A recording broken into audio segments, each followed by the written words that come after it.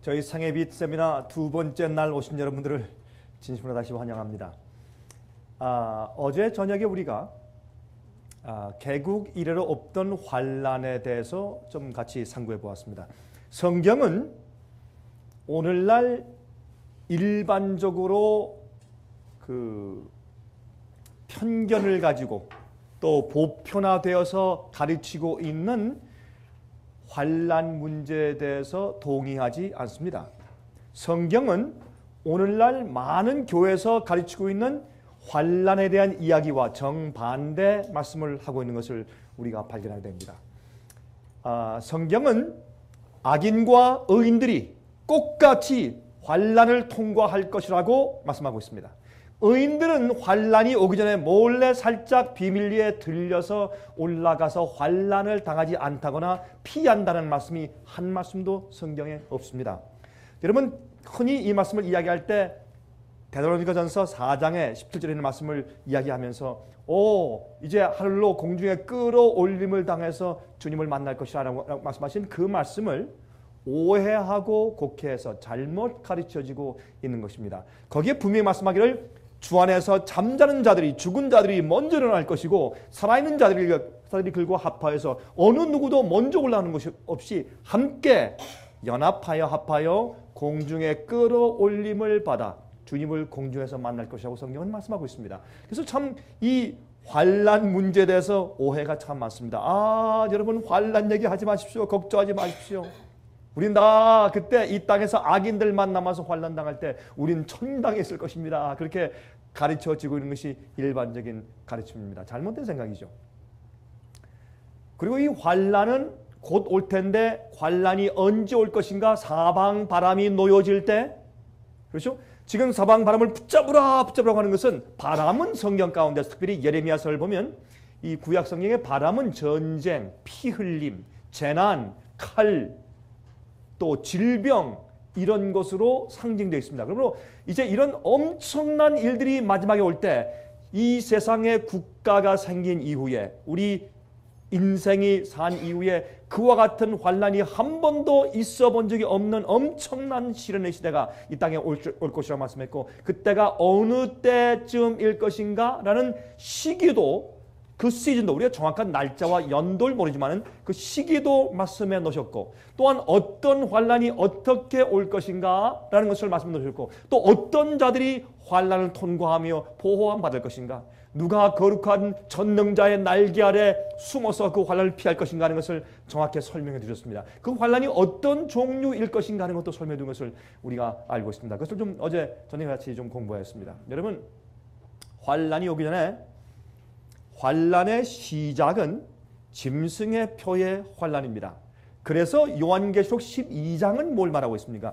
요한계시록 12장은 참교회의 흐름을 설명해 주고 있습니다. 그렇죠? 하늘에서 예수님과 하나님과 마귀 루스벨과의 전쟁이 있었습니다. 그 마귀가, 사탄이 거기서 이기지 못하고 악한 천사와 함께 이 땅으로 내어 쫓김을 받았다고 설명합니다. 그래서 화가 나고 분노해서 누구를? 예수님을 낳은 교회를 핍박합니다. 그 교회가 광야로 도망가서 1260일 동안, 그것은 성경 예언 해석의 원칙을 따라서 하루가 1년이기 때문에 1260년 동안 고난과 환란을 당한 다음에, 그것이 중세기의 환란이죠. 그렇죠? 그것은 이 기독교회사와 세상 교회 아닌 문화사 역사도 그렇게 증거하고 있습니다. 백과사전도 증거하고 있습니다. 그것을 중세기 암흑시대라고 말하고 있습니다. 그러므로 그러한 환난과 핍박을 지난 다음에 그 다음에 요한계시록 13장을 보면 그때 어떤 일이 생기느냐면 하나님의 교회가 일어납니다. 정말 말씀과 진리대로 살고 계명을 지키는 주의 교회가 일어나요. 그래서 그 교회를 이미 요한계시록 12장 17절 저 뒤에 맨 마지막에 여자의 남은 무리가 있는데 그들은 하나님의 계명을 지키며 예수의 증거를 가진 자들이라고 설명하면서 하나님의 남은 교회가 등장해요. 그러면서 그 남은 교회를 쳐서 없애기 위한 세력이 일어나는데 그 세력을 짐승의 세력이라고 표현하는데 그 짐승의 정체가 누군가 하는 것은 이미 다니엘서와 요한계시록에서 설명을 해주고 있습니다. 그 세력이 누구인지. 그 짐승이 이 세상에는 모든 사람들을 기만하고 회유하고 핍박하고 거짓으로 가르치고 또 그 잘못된 바벨론의 포도를 마시고 취해서 비틀거리게 만들어서 사람들이 분간하지 못하고 마지막 이 멸망에 마지막 키만에 다 빠져서 속임당할 것을 거기에 경고하고 있습니다. 그것이 요한계시록 13장입니다.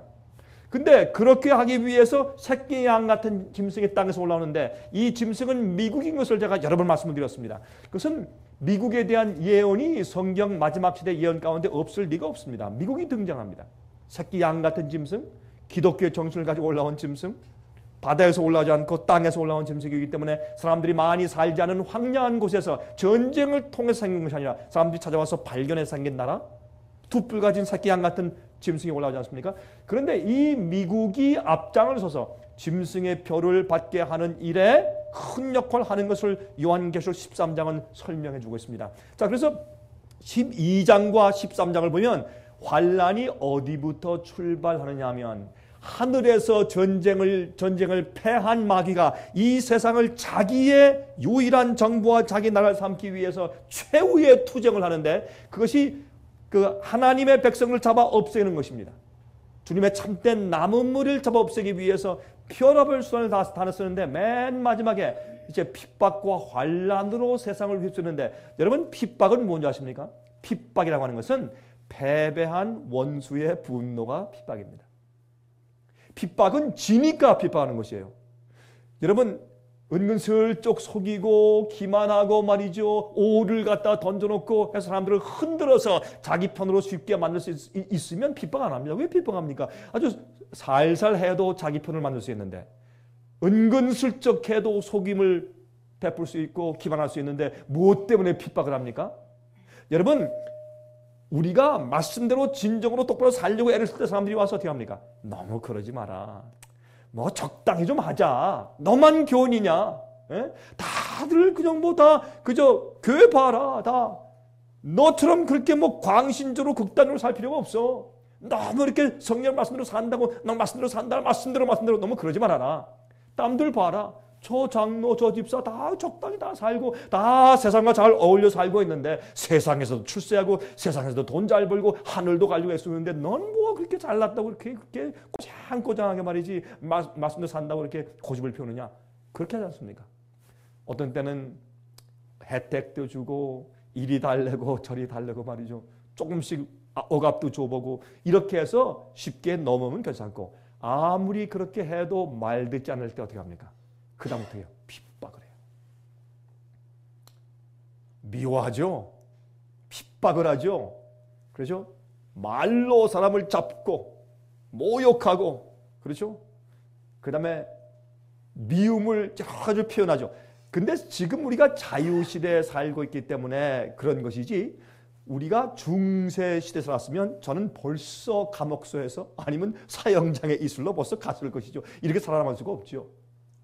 정말 예수님을 따라서 주께서 어디로 인도하든지 어린 양이 어디로 인도하든지 따라가려고 하는 자들은 여러분 사실은 성경의 말씀처럼 누구든지 경건하게 살려고 하는 자는 무엇을 받을 것이라? 핍박을 받을 것이라.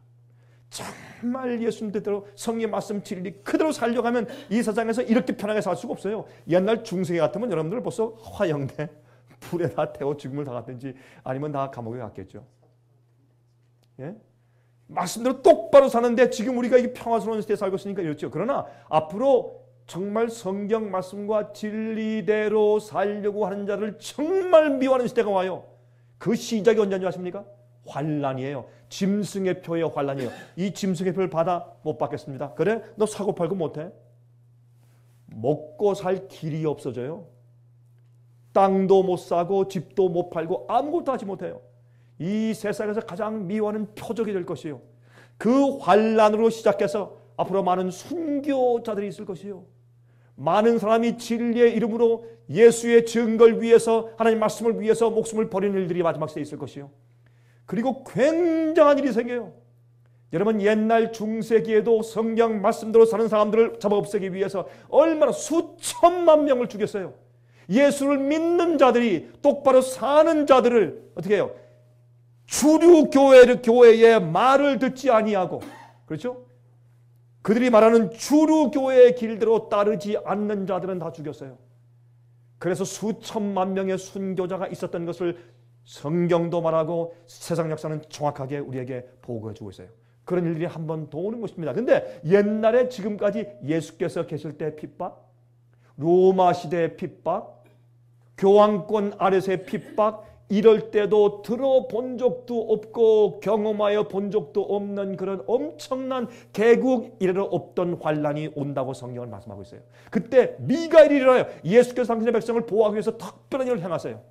어떤 자들에게만? 언약을 맺은 자들에게만. 그것이 오늘 저녁에 여러분께 말씀드릴 제 강의의 그 내용입니다. 언약을, 예수님과 언약 관계에 들어간 자들만 하나님께서 마지막 개국 이래로 없던 환란에서 보호하실 것입니다. 개국 이래로 없던 환란은 무슨 예를 들면 홍수, 지진, 폭풍 이 정도 아닙니다. 예? 굉장한 일일 것입니다. 어제 보았지만 생명책에 기록된 자들, 어떤 자들이 기록됩니까? 의롭게 된 자, 모든 과거 죄를 다 고백하고 버리고 다 용서받아서 정결케 된 자, 예수 그리스도의 십자가의 보혈로 정결케 함을 받은 자, 과거의 죄가 더 이상 자기를 고소할 수 없어요. 주의 계명이 우리를 더 이상 고소할 수 없어요. 죄의 문제가 예수 그리스도의 피의 보혈로 씻어지고 용서받은 것뿐만 아니라 우리가 새로운 피조물 되어서 우리 마음이 죄의 문제에서 해결되었어요.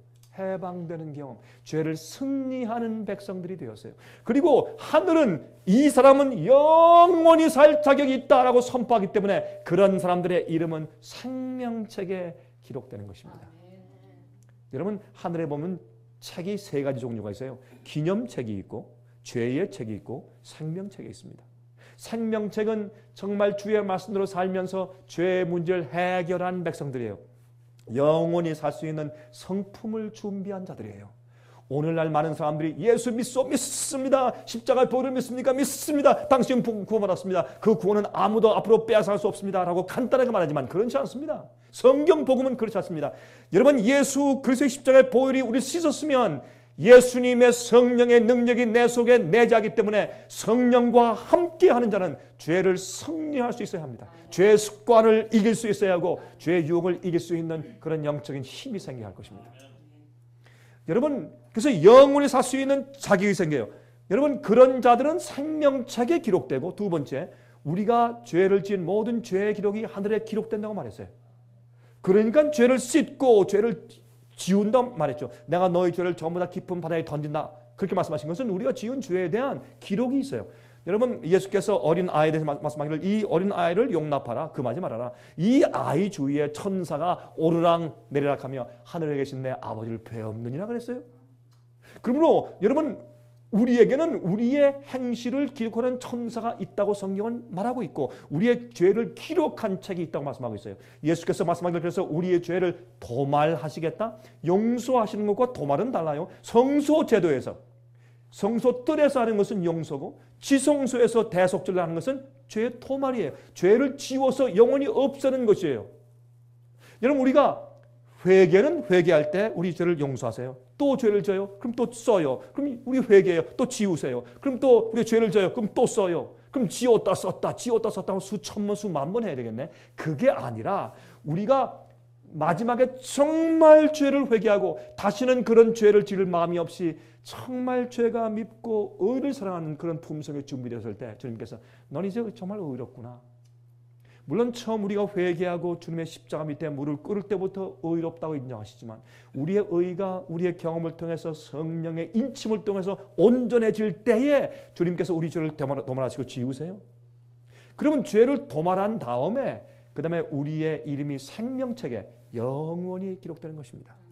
영원히 살기 위해서 준비된 자이기 때문에 영원히 살 자격이 있다고 하늘이 선포한 자이기 때문에 하늘은 심판이 있어요. 심판할 때 아버지 앞에 책들이 펴놓여 있다고 성경은 말씀하고 있어요. 그렇죠? 그러면 그런 자들이 생명책에 기록되고 또 우리 죄는 죄의 책에 기록되어 있어요. 여러분이시요, 예수께서 이 땅에 다시 오시기 전에 우리의 모든 지은 죄들이 하늘 죄책에서 다 도말되고 씻어 없애진 바 되어야 합니다. 그렇지 않는 자들은 한 사람도 영원히 살 수가 없습니다. 많은 사람은 쉽게 생각해요. 내가 죄를 많이 졌지만은 예수님을 내가 믿고 십자가를 믿으니까 내 죄는 이미 용서받았어 하면서 여전히 똑같은 죄를 똑같은 시기심과 똑같이 미워하는 마음과 똑같이 경쟁심과 똑같이 세상을 사랑하는 마음과 물질 사랑하는 마음을 그대로 가지고 죄의 습관을 그대로 가지고 그냥 살면서 죄 용서받았대. 여러분 그건 가짜입니다. 거짓입니다. 오늘날 이런 가짜 잘못된 값싼 은혜의 복음이 세상에 가득 차 있는 시대에 살고 있어요. 성경은 복음을 그렇게 가르치고 있지 않습니다. 복음은 파워요. 하나님께서 죄인을 구원하시는, 믿는 자들을 구원하시는 하나님의 파워, 능력으로 말하고 있어요. 예수님의 은혜는, 우리를 구원하시는 은혜와 성령의 능력은 죄의 힘보다 큽니다. 우리의 나쁜 죄의 본성의 힘보다 예수의 피의 보혈의 힘은 더 큰 것입니다. 어떤 죄의 습관이 있더라도 우리는 그 죄를 예수님 안에서 승리할 수 있고 버릴 수가 있습니다. 우린 정말로 죄들에서 용서받을 수가 있어요. 그러한 경험을 하는 자들 주님께서 의롭다고 인치시는 것입니다.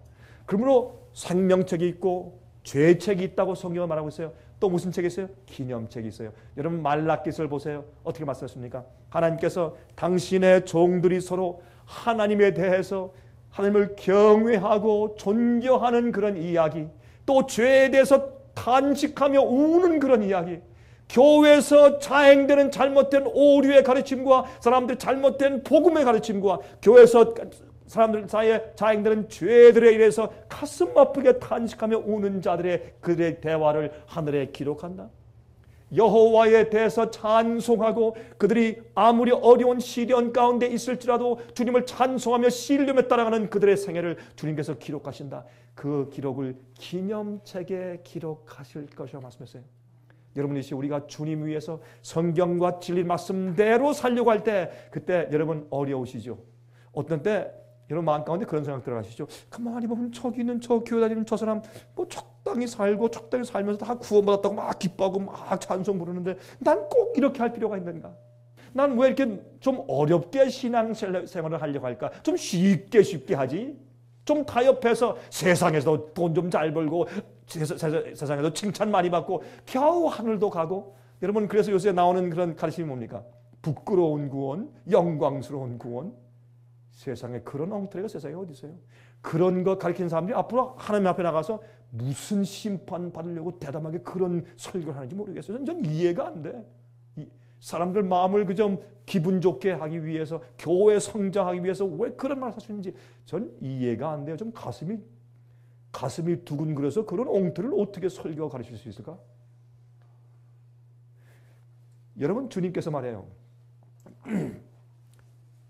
참 남들 이게 주류로 흘러 떠들어가는 강물을 보면 좀 그럴 듯한 것 같고, 그러나 성경 보면 아니고 저거 아닌데 하며 가슴이 답답하며 성경 말씀대로 살려고 외롭게 투쟁해 갈 때 참 그 쉽지 않습니다. 여러분 기억하십시오. 그렇게 하시는 여러분의 기도와 찬송과 여러분의 신앙생활을 하나님께서 기억하신단 말입니다. 그래서 기념책이라는 것이 있어요. 하나님께서 여러분의 헌신과 여러분의 고통과 여러분의 슬픔과 여러분의 기도와 여러분의 눈물과 주님께서 하신단 말이에요. 사람들이 이해하지 못하지만은 주님이시여 나는 주님 뜻대로 살기 원합니다. 나는 남들이 뭐라고 해도 성경 말씀대로 살기 원하고, 난 누가 무슨 얘기를 해도 성경의 말씀한 가르침과 진리대로 살기 원합니다. 말틴 루터가 말이죠. 재판받으러 갈 때 원수가 기와장처럼 많지만, 왜? 독일의 지붕들은 전부 기와니까 기와장처럼 많을지라도 나는 만군의 여호와께서 내게 함께 계시고, 나는 주님께서 내 산성이시기 때문에 나는 두려워하지 않는다. 내 주는 강한 성이요. 그게 말틴 루터가 만든 찬송 아니에요. 그렇게 사는 사람들은 무릇 경건하게 살려고 애쓰는 자들은 핍박을 받을 것이다. 여러분, 그렇게 어떤 때는 외롭고 힘드실 때 기억하십시오. 여러분이 올바로 하고 있는 것입니다. 그런 여러분들을 하늘에서 주님께서 기억하십니다. 하나님은 하나님이시기 때문에 그런 거 잊어버리지 않으세요. 우린 건망증이 많아가지고 무엇을 가지려고 부엌에 가다가도 내가 부엌에 지금 뭐 하러 왔지? 뭐 가지러 왔지? 여보, 내가 지금 뭘 가지러 왔어? 그러면 가끔 말이지 우리 집사람이 저를 놀래요. Nobody knows but Jesus. 놀려요. 아무도 모르고 예수만 아시죠. 누가 합니까? 여러분들 그럴 때 있죠? 자꾸 건망증이. 하나님께는 건망증이 없어요. 하나님은 여러분의 거룩한 애쓰는 생활과 주의 말씀대로 애쓰는 여러분의 투쟁을 기억하세요. 주님께서 내가 너희의 행위를 내가 기념책에 기록해 두었다. 내가 영원히 기억하면 주님과 진리 위해서 우리 투쟁하는 생활을 살고 있는 것입니다. 자, 이제 오늘은 하나님과 언약을 맺은 백성들에 대해서 좀 말씀을 좀 드리려고 합니다. 하나님과 언약을 맺은 백성들. 언약을 이해한다. 여러분 언약이 뭐예요? 언약을 이해한다. 여러분 언약이라고 하는 것은 영어로 covenant입니다. covenant. promise가 아닙니다. 그러면 영어 단어 가운데 promise란 말과 covenant라고 하는 그런 단어가 두 가지가 있지 않습니까? promise는 그저 일반적으로 우리가 약속하는 것까지 다 포함되는 것이 promise입니다. covenant란 말은 promise, 약속이라는 말이 포함된 얘기지만 좀 더 깊이 있는 것인데 covenant라고 하는 것은 주종관계에서 가진 언약관계입니다. 다시 말해서 주인과 종 사이에, 부모와 자식 사이에, 왕과 백성들 사이에, 또 높은 자가 신하와 함께 이렇게 하는 것을 이런 주종관계에 있는 그런 언약을 그런 약속을 언약이라고 부릅니다. 그러면 성경에는 하나님의 약속이라고 말하는 것보다 언약, 카베넌트라고 그렇게 이제 부른 것입니다. 여러분 카베넌트는 뭐냐면 이런 뜻입니다.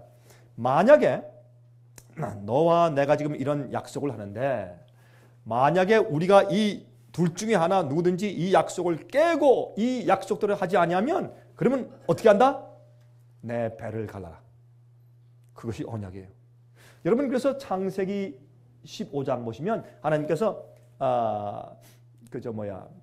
아브라함 부르실 때 어떻게 했습니까? 아브라함에게 언약하실 때 염소, 그렇죠? 수양, 비둘기 그런 걸 갖다가 놓고 어떻게 배를 갈라라. 배를 다 갈랐어요. 반쪽을 내가지고 한쪽은 이쪽에 또 한쪽은 이쪽에 약간 이게 도랑이 파인, 약간 이렇게 웅덩이에 파인 곳에 양쪽으로 이제 반쪽씩 쭉 놓게 한 다음에 그러면 어떻게 됩니까? 거기서 피가 쭉 흘러내려가지고 그 도랑에 쭉 고이지 않습니까? 여러분 이게 무슨 말인가? 예수께서 우리 죄를 위해서 우리 죄를 담당하시고 대속하시기 위해 십자가에 돌아가신 그 피 흘리신 피의 보혈을 상징하기 위해서 그렇게 했어요. 그러면 하나님께서 사실은 십자가 위에서 우리와 언약을 세우신 것이에요. 너희가 죄를 회개하고 내게 와서 굴복하고 죄를 버리면 내가 즉시 너를 구원할 것이고 내가 너희를 결단코 내쫓지 않을 것이다. 너와 내가 언약을 맺겠다. 나는 너의 구원의 여호와 하나님이 될 것이다. 라고 언약하신 것이에요. 그런데 그것을 구약시대에 어떻게 표현했냐면 이제 동물을 쪼개가지고 반쪽씩 놓은 다음에 그 밑에 이제 이렇게 도랑에 이제 흥건하게 이제 피가 고이지 않습니까? 그것을 갖다가요 이제 기다렸어요. 이제 여호와께서 오셔서 언약을 자기와 맺기 위해서 오케이 내 언약은 무엇이냐?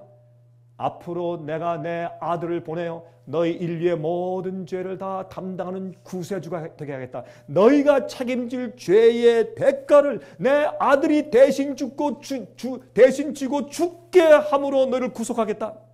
그것뿐만 아니라 그러한 구속의 의미를 알고 그러한 문화를 가지고 있는 한 민족과 나라를 세우기 위해서 아브라함아 내가 너를 택했어.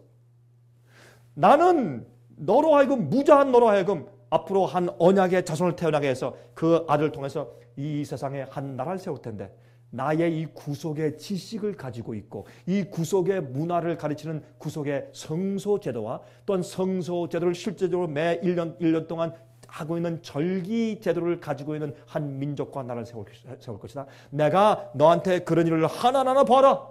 내가 너와 약속하면 내가 안 하면 너 날 배를 갈라 죽여라. 이건 말도 안 되는 얘기지만 하나님께서 그렇게 그 당시 사람들이 하던 언약을 아브라함과 맺으신 것이에요. 그래서 이제 그 언약을 맺기 위해서 아브라함이 기다립니다. 하루 종일 기다리는데 하나님께서 안 오세요. 기다리고 기다리는데 나중에 해가 뉘어져서 이제 땅거미가 지려고 할 그 찰나에 어둑어둑해지는데 그때 하나님께서 무엇로 나타났어요? 불기둥으로 불덩어리로 나타나서 저쪽에서 확 오시더니 그 가운데 말이죠. 그 피가 흥건히 고여있는 그 도랑을 쫙 지나가니까 그 양옆에 놓았던 그 제물들을 전부 태워버리고 그게 성소제도의 시초였죠. 물론 성소제도는 창세기 3장에 하나님께서 이 아담과 해와를 갖다가 가죽옷을 입히셨죠. 어떻게 가죽옷을 입히셨어요? 동물이 죽어야지 가죽을 벗기죠. 그래서 이 양을 잡아 제사하는 것을 제일 먼저 보여주신 것이요. 그때부터 성소제도가 시작되었어요. 여러분 내일 오실 때 제가 최근에 쓴 이제 성소책을 꼭 받아서 한번 읽어보시기 바랍니다. 여러분 그 책을 읽어보시면 복음이 무엇인지 성소제도가 한눈에 보이게 돼요. 여러분 하나님께서 인간을 구원하시는 것이 무엇인지 어떻게 구원하시는 것인지 주님께서 우리를 어떻게 의롭게 하시고 어떻게 성화시키시고 어떻게 우리를 꼴지으시고 인치시는가 하는 우리 복음의 구원의 이 시작과 끝이 아마 여러분들 한눈에 간단하게 아마 눈에 보이게 될 것입니다. 한번 가서 읽어보세요. 그런데 하나님께서 말이죠. 그 지나가면서 그 동물들 태우고 그 다음에 그 피를 다 태워버렸어요. 그때 어떻게 해요? 아브라함이 두려워 떨었다 했어요. 근데 하나님께서 불러 나타나기 전까지 누가 와서 솔개가 와가지고 왜? 그 동물 먹으려고 솔개가 오니까 아브라함이 솔개를 막 쫓아들어요. 워이 하고 우리가요 하나님과 함께 언약 관계에 들어가기 전에 마귀가 우리 속에 있는 참된 진리의 씨앗을 쪼아 먹어보려고 달려오는 것이에요. 여러분을 낙심케 하기 위해서 고통으로 질병으로 어떤 때는 돈이 없어지게 마약으로 여러 가지 핍박과 어려움으로 여러분을 시험하고 여러분을 낙심하여 쓰러지게 하는 것이에요. 그때 그것을 쫓아야 돼요. 하나님께서 여러분과 함께 언약을 맺으실 때까지 여러분 쫓아야 돼요. 그건 무슨 뜻이었어요? 아브라함아 내가 너에게 좀 약속했다. 내가 너희 자손을 통해서 한 거룩한 민족을 세우겠다. 나라를 세우겠다. 또한 그 너희 자손 가운데 내가 내 아들 예수를 보내서 메시아 되게 하겠다. 메시아가 무슨 뜻이에요? 메시아라는 말을 헬라 말로 말하면 그리스도란 말이에요. 그 메시아 히브리 말로 메시아란 말이에요. 무슨 뜻이에요? 기름 부음을 받은 자, anointed one. 무엇을 위해서 기름 부음 받았어요? 우리의 죄를 대신 지시고 우리의 죄값을 대신 치르셔서 우리를 구원하실 구세주가 되기 위해서 기름 부음 받은 자예요. 인간으로 태어났지만 하나님이시란 말이에요. 모르니까 바로 성령이 기름 부음 받듯 여러분 그것이 사도행전 10장에 있죠. 예수께서 이 땅에 오셔서 요단강에서 침례받고 올라오실 때 어떻게 해요? 성령이 기름 붓듯 그에게 마셨다. 바로 이분이 하나님께서 약속하신 아브라함에게 약속하신 그 구속자야. 그 메시아야. 그걸 알려주기 위해서 성령이 기름 붓듯 했어요. 그러면 기름 부음 받은 자, 성령의 충만을 받은 자, 메시아 그리스도였습니다. 그러므로 하나님께서 내가 이 약속을 이루나 안 이루나 봐라. 내가 이 약속을 이루지 않으면 너는 내 배를 갈라라. 하나님께서 말도 안 되는 얘기죠. 그러나 아브라함에 오셔서 인간과 함께 그렇게 언약을 세워주신 분이세요. 그만큼 우리를 사랑하셔. 그만큼 여러분을 사랑하세요. 여러분 하나님의 구원은 너무나 광대하고 아름답고 사랑스러운 구원이지만 그러나 그 구원은 얻기 아주 쉬울 뿐더러 반대로 얻기 아주 어려워요. 이 세상에서 가장 쉬울 수 있고 가장 어려울 수 있어요. 어떤 사람에게 어려운가? 자기의 죄를 다 주 앞에 내어놓고 버릴 마음이 있고 주 앞에 굴복한 자들에게 주님께서 어디로 인도하든지 따라갈 마음이 있는 자들에게는 참 쉬워요. 그러나 죄를 버리고 굴복할 마음이 없는 자들에게 구원은 그렇게 어려울 수가 없어요. 믿지 않으려고 하는 자들에게는 구원이 어려워요. 여러분 믿는다고 하는 것은 정신적으로 나 그 동의합니다. 그게 믿음이 아니에요. 많은 사람은 머리로 믿어요. 아니에요. 믿음은 가슴으로 믿는 것이에요. 믿음은 진리를 머리로 받아들이고 이해한 다음에 내 온 마음과 뜻과 정성을 주 앞에 다 바쳐서 하나님을 제일 먼저 사랑한 다음에 그 다음에 주님이시여 알겠습니다. 내 생애와 내 뜻과 내 정성과 모든 것을 바쳐서 주님 알겠습니다 하는 것이 믿음이에요. 믿음은 지식적으로 내가 예수님 날 위해 돌아가신 거 감사합니다. 믿습니다. 그게 믿음이 아니에요. 믿습니다 하는 거 나가서 어떻게 자기 마음대로 살아? 그건 믿음이 아니에요. 그렇죠? 그래서 믿음이라고 하는 것은 내 생애 전체가 믿음인 것을 알 수 있어요. 자, 이제부터 이제 갑니다. 하나님과 언약을 맺은 백성들만 환난 때 앞으로 보호를 받게 됩니다. 하나님과 언약을 맺는 방법이 무엇일까요? 시편 50장 3절 보세요. 이르시되 나의 성도를 내 앞에 모으라. 곧 제사로 나와 무엇한 자니라? 언약한 자니라. 제사로 언약했어요. 여러분, 예수님께서 십자가에서 우리와 함께 언약하셨는데 그것을 새 언약이라고 불러요. 그렇죠? 옛 언약, 새 언약, 그렇게 두 개로 갈라져 있죠, 성경에. 근데 새 언약과 옛 언약은 말이죠, 어떤 의미에서 조건은 똑같아요. 내가 내 명령대로 행하면 구원받을, 내가 영생 얻을 것이고, 내 말과 내 뜻대로 살지 않고 내 계명을 불순종하면 죽을 것이다. 그게 조건이에요. 새 언약도 마찬가지예요. 새 언약은 예수님의 십자가에서 갈바리에서 새 언약을 세우셨다. 그러면 이미 주님께서 구원하셨으니 영원히 구원이다. 나이다 다 끝났다. 미래 죄까지 용서받았다. 여러분이시요, 참 그럴듯하죠. 난 미래 죄까지 용서받았다. 참 좋죠. 얼마나 좋아요. 그러니 내가 지금 주님 뜻대로 살든지 안 살든지 죄를 짓든지 안 짓든지 이왕 예수를 믿고 받아들였으면 나의 구원은 더 이상 이제 염려할 필요가 없다. 이건 잘못된 생각이요. 성경에 그런 거 있으면 찾아보세요. 사실 그런 비슷한 설명이 있지만 문맥을 가만히 보고 보세요. 그런 뜻이 아니에요. 얼마나 사람들이 오해하고 있는지 몰라요. 여러분, 그러므로 물론 우리가 주님께 내 마음을 굴복하고 주의 손을 붙들고 동행하고 사는 한 아무도 우리에게서 구원을 뺏어갈 자가 없어요. 그런 많은 자들은 정말 주님 안에서 참된 복음의 경험을 하지 않고서도 구원받았다고 자꾸 자기 스스로 기만하고 살고 있기 때문에 그것이 문제죠. 성경은 말하기를 제사로 나와 언약한 자니라. 여러분이시여, 제사를 드릴 때 여러분, 하나님께서 아브라함에게 너 내 사랑하는 독자 이삭을 데리고 모래산에 가서 번제로 드리라. 어떻게 했습니까? 말도 안 되는 얘기입니다. 그러나 아브라함이 그렇게 했다고 했습니다. 이것이 참된 제사입니다. 그렇게 우리가 영적으로 성장해야 합니다. 처음에 첫 믿음에는 그렇지 못할지라도 주님을 사랑하고 하나님을 사랑하고 신뢰하면 점점 내 모든 것까지 바쳐서 주님을 따를 참된 제사의 경험이 우리 마음 가운데 생기게 되는 것입니다. 제사로 언약을 맺은 자예요. 자, 예레미야 11장 4절 보세요. 이 언약은 내가 너희 열조를 쇠풀무 애굽 땅에서 이끌어내던 날에 그들에게 명한 것이라. 곧 내가 이르기를 너희는 나의 목소리를 청종하고, 이게 뭐예요? 듣고 순종하란 말이죠. 청종하고 나의 모든 명령을 쫓아 행하라. 그리하면 너희는 내 백성이 되겠고 나는 너희 하나님이 되리라. 여러분, 이 얘기를 읽으면 그래요, 사람들이.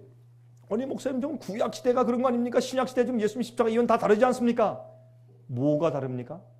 달라진 거 아무것도 없습니다. 하나님께서는 어제와 오늘과 영원토록 한결같으시 동일하신 분이고 바뀌지 않는다고 했습니다. 그러면 구약시대는 행함으로 구원받고 신약시대는 믿음으로 구원받고, 그러면 구약시대 살던 사람들은 때를 잘못 태어났네? 그러면 그들 잘못이 아니고 하나님 잘못이네? 그들이 시간을 잘못 태어난 거 아니에요? 이 쉬운 신약시대에 태어나지 왜 그때 태어났나? 여러분, 구원의 조건은 하나밖에 없고 다 동일한 것이에요. 창세기부터 요한계시록까지 구원받는 조건은 다 동일한 것이에요. 옛날도 믿음으로 구원받고 지금도 믿음으로 구원받아요. 옛날은 행함으로 구원받은 것이 아니에요. 이건 구약을 잘못 해석한 것이에요. 옛날도 왜 믿음으로 구원받았어요? 앞으로 미래 오실 메시아를 바라보고 믿는 마음을 가지고 자기 죄를 회개하고 고백하고 버리고 주 앞에 믿음으로 나온 자들은 구원받았어요. 우리는 과거에 이미 십자가에 돌아가신 예수를 과거를 바라보고 그 사실을 믿음으로 지금 구원받아요. 옛날 구약시대는 미래를 바라보면 믿었고 지금은 과거를 바라보면 믿는 것이에요. 우리의 구원의 중심, 믿음의 중심은 십자가 아닙니까? 그렇죠? 그렇다고 할지라도 옛날에도 어떻게 해요? 믿음으로 구원받았습니다. 그들이 번제를 가지고 속죄를 가지고 속건제를 가지고 화목제를 가지고 성소로 나아갈 때 그들이 제일 먼저 뭐 했어요? 그 양이나 염소 머리 위에 손을 얹고 안수했다 그랬어요. 뭐세요? 자기 모든 죄를 다 고백했어요. 그리고 회개했어요. 그리고 그 양을 죽일 때 자기가 죽는 것이었어요. 그건 상징이지. 양이 자기를 구원한 것이 아니에요. 양이 구원한 것이 아니에요. 양으로 상징한 메시아의 죽음을 믿는 믿음으로 바라볼 때 죄가 용서받는 것이지, 양 자체 죽음이 그들 용서하고 구원한 것은 아니잖아요. 그리고 그때도 미래 오실 그 양의 죽음이 상징한 메시아의 죽음을 미래에 올 것을 바라보고 믿음으로 감사하며 눈물 흘리고 그들이 구원받았어요. 지금은 과거에 일어나신 주님의 속죄 피를 과거를 바라보고 믿음으로 구원받죠. 그래서 제사로 언약을 맺은 백성들인데 이렇게 언약 맺은 백성들은 어떻게 한다고요? 나의 목소리를 청종하고 나의 모든 명령을 쫓아 행하라. 그리하면 너희는 내 백성이 되겠고 나는 너희 하나님이 되리라. 옛날에는 이렇게 말씀하시고 지금은 내 명령 지키지 않아도 괜찮아. 그저 믿는다고 말만 해. 소리만 더 크게 질러. 믿습니다. 좀 길게 해. 그러면 내가 너를 언약의 백성으로 삼아줄게. 그렇게 안 하신단 말이에요. 옛날의 하나님이나 지금이나 꼭 같으세요. 이 세상을 창조하신 구약에 창조하신 그 하나님께서 예수님이 되셔서 이 땅에 오신 건 아니에요. 여러분 골로새서 1장에 말씀하기를 예수님 없이 이 세상에 창조된 만물 가운데 단 하나도 없다 그랬어요. 예수님께서 모든 걸 다 만드시고 창조하셨죠. 당신을 위해서. 자, 그러면 출애굽기 19장 1절부터 14절 보시면 여기 제가 생략하고 좀 몇 절만 읽겠습니다. 여기 보시면 하나님께서 제일 처음 이스라엘 백성들과 애굽에서 기적적으로 그들을 불러내신 다음에 그들과 처음으로 언약 관계에 들어가실 때 언약 맺은 백성들 말하는 건 오늘 저녁에 그렇죠? 언약을 맺은 백성들만 앞으로 오는 큰 환난에서 피할 수 있고 하나님께서 날개로 보호하셔서 그들이 구원받고 앞으로 칠장이 떨어져도 하나님께서 그 날개 아래 그들을 보호하셔서 그 모든 것들이 우리를 해치지 않을 것이에요. 여러분 이런 얘기해도 사람들 다 그래요. 다 이렇게 눈을 꿈뻑하면서 그렇죠. 칠장에서 구원받고 그때 가보면 이게 무슨 말인지 엄청날 거예요. 예? 목마르고 굶주리고 태양이 막 태워 죽이고 바닷물이 피가 되고 운물물이 피가 되고 수돗물을 틀 때 피가 막 쏟아지고 말이죠. 그런 재앙들이 말 때 우리 어디에 피할 것이요? 어떻게 할 것이요? 그때 예? 악인들이 죽이려고 달려들고 폭도들이 옛날 예루살렘 성이 멸망할 때 폭도들 깡패한테 맞아서 다 죽었어요. 피하지 않은 자들은 예수님의 예언을 믿지 않는 사람들은 그런 것처럼 앞으로 세상 전체가 그런 어려운 멸망에 치닫게 될 때 그때 하나님의 보호가 얼마나 엄청난 것이겠습니까? 그렇죠? 여보세요. 근데 이스라엘 백성들에게 주님께서 말이죠. 제일 처음에 언약을 맺으실 때 어떻게 하는 거 보세요. 5절부터 세계가 다 내게 속하였나니 너희가 내 말을 잘 듣고 내 언약을 어떻게 하면?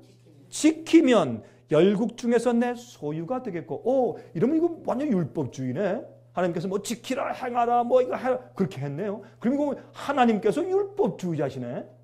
뭐 이상하죠? 아니에요. 그게 믿음이고 그게 복음이에요. 주님을 사랑하는 자는 따르게 되어 있어요. 여러분 이 부모를 사랑하면 부모의 말을 순종하게 되어 있어요. 대통령을 사랑하고 신뢰하면 그의 명령과 말을 따르게 되어 있어요. 순종은 우리의 사랑의 발로예요. 예수께서 말씀하기를 요한복음 14장과 15장에 말씀하기를 너희가 나를 사랑하면 내 계명을 지키리라. 그런 말이에요. 우리가 정말 주의 말씀을 신뢰하고 주님을 사랑하고 주님을 따르면 친정한 마음으로 주님을 따르는 마음이 있으면 그러면 순종하는 백성이 돼요. 순종은 율법주의가 아닙니다. 순종은 진짜 믿음이지. 순종이 없는 믿음은 머리로 인정한 지성적인 이해, 동의에 불과하지. 그것은 믿음이 아닙니다. 그것이 야고보서 이야기 아닙니까? 자 보세요. 너희가 내게 대하여 제사장 나라가 되며 거룩한 백성이 되리라. 너는 이 말을 이스라엘 자손에게 고할지니라. 여러분 그러므로 언약을 맺은 백성은 뭐예요? 주께서 말씀하시고 명령하신 대로 순종하는 자들. 자 주의 말씀을 주님께서 왜 명령하실까요? 뭘 하지 말아라, 뭘 하라 이런 거 아니에요? 쉽게 얘기합시다. 예수님의 명령은 간단해요. 이건 하라, 이건 하지 말아라. 그렇죠? 아주 간단해요. 예배는 이렇게 드리라. 이렇게 하면 안 된다. 내 이름을 함부로 일컫지 말아라. 여러분 하나님의 이름을 함부로 망령되이 일컫지 말라. 셋째 계명 무슨 뜻인지 아세요? 그냥 미국에서 욕할 때 예수님 이름 하나님 이름 막 섞어서 막 욕하잖아요. 그거 하지 말라는 게 아니에요. 물론 그것도 들어가죠. 그건 기본적이에요. 예수님 안 믿는 사람도 점잖은 사람들은 그런 말 섞어서 욕 안 합니다. 그렇죠? 그러면 내 이름을 망령되이 일컫지 말라. 무슨 뜻인지 아세요? 성경의 말이죠. 하나님의 이름으로 일컬음 받은 자들은 불의에서 죄에서 떠날지리라 그랬어요. 우리가 죄 가운데 살면 하나님 이름을 망령되 일컫는 자예요. 제가 어릴 때 말이에요. 제가 옆집에는 중학생을 저 국민학생 때 중학생을 때려버렸어. 참 제가 아주 망난이었죠. 이 국민학생이 중학생을 때려버렸으니까. 그러니까 그 아버지가 말이 화가 나가지고 걔를 데리고 우리 집에 와서 막 우리 아버지한테 막 따지는 거예요. 당신 아들은 말이지 어떻게 교육시켰길래 내 아들은 중학생이요. 국민학생한테 중학생을 팹니까? 이렇게 못된 아이가 세상에 어디 있습니까? 막 그럴 때 저희 아버님이 저 때문에 다 죄송합니다. 제 잘못입니다. 이 애비 잘못입니다. 내가 교육 잘 시키겠습니다. 다 내가 그렇게 하는 걸 보고 야, 내가 잘못하면 우리 아버지한테 욕 돌리는구나. 제가 국민학생 때, 저 6학년 때 그걸 깨달았어요. 야, 이거 보통 일이 아니구나 이게. 가슴 저미게 그게 제 마음에 몰려오더라고.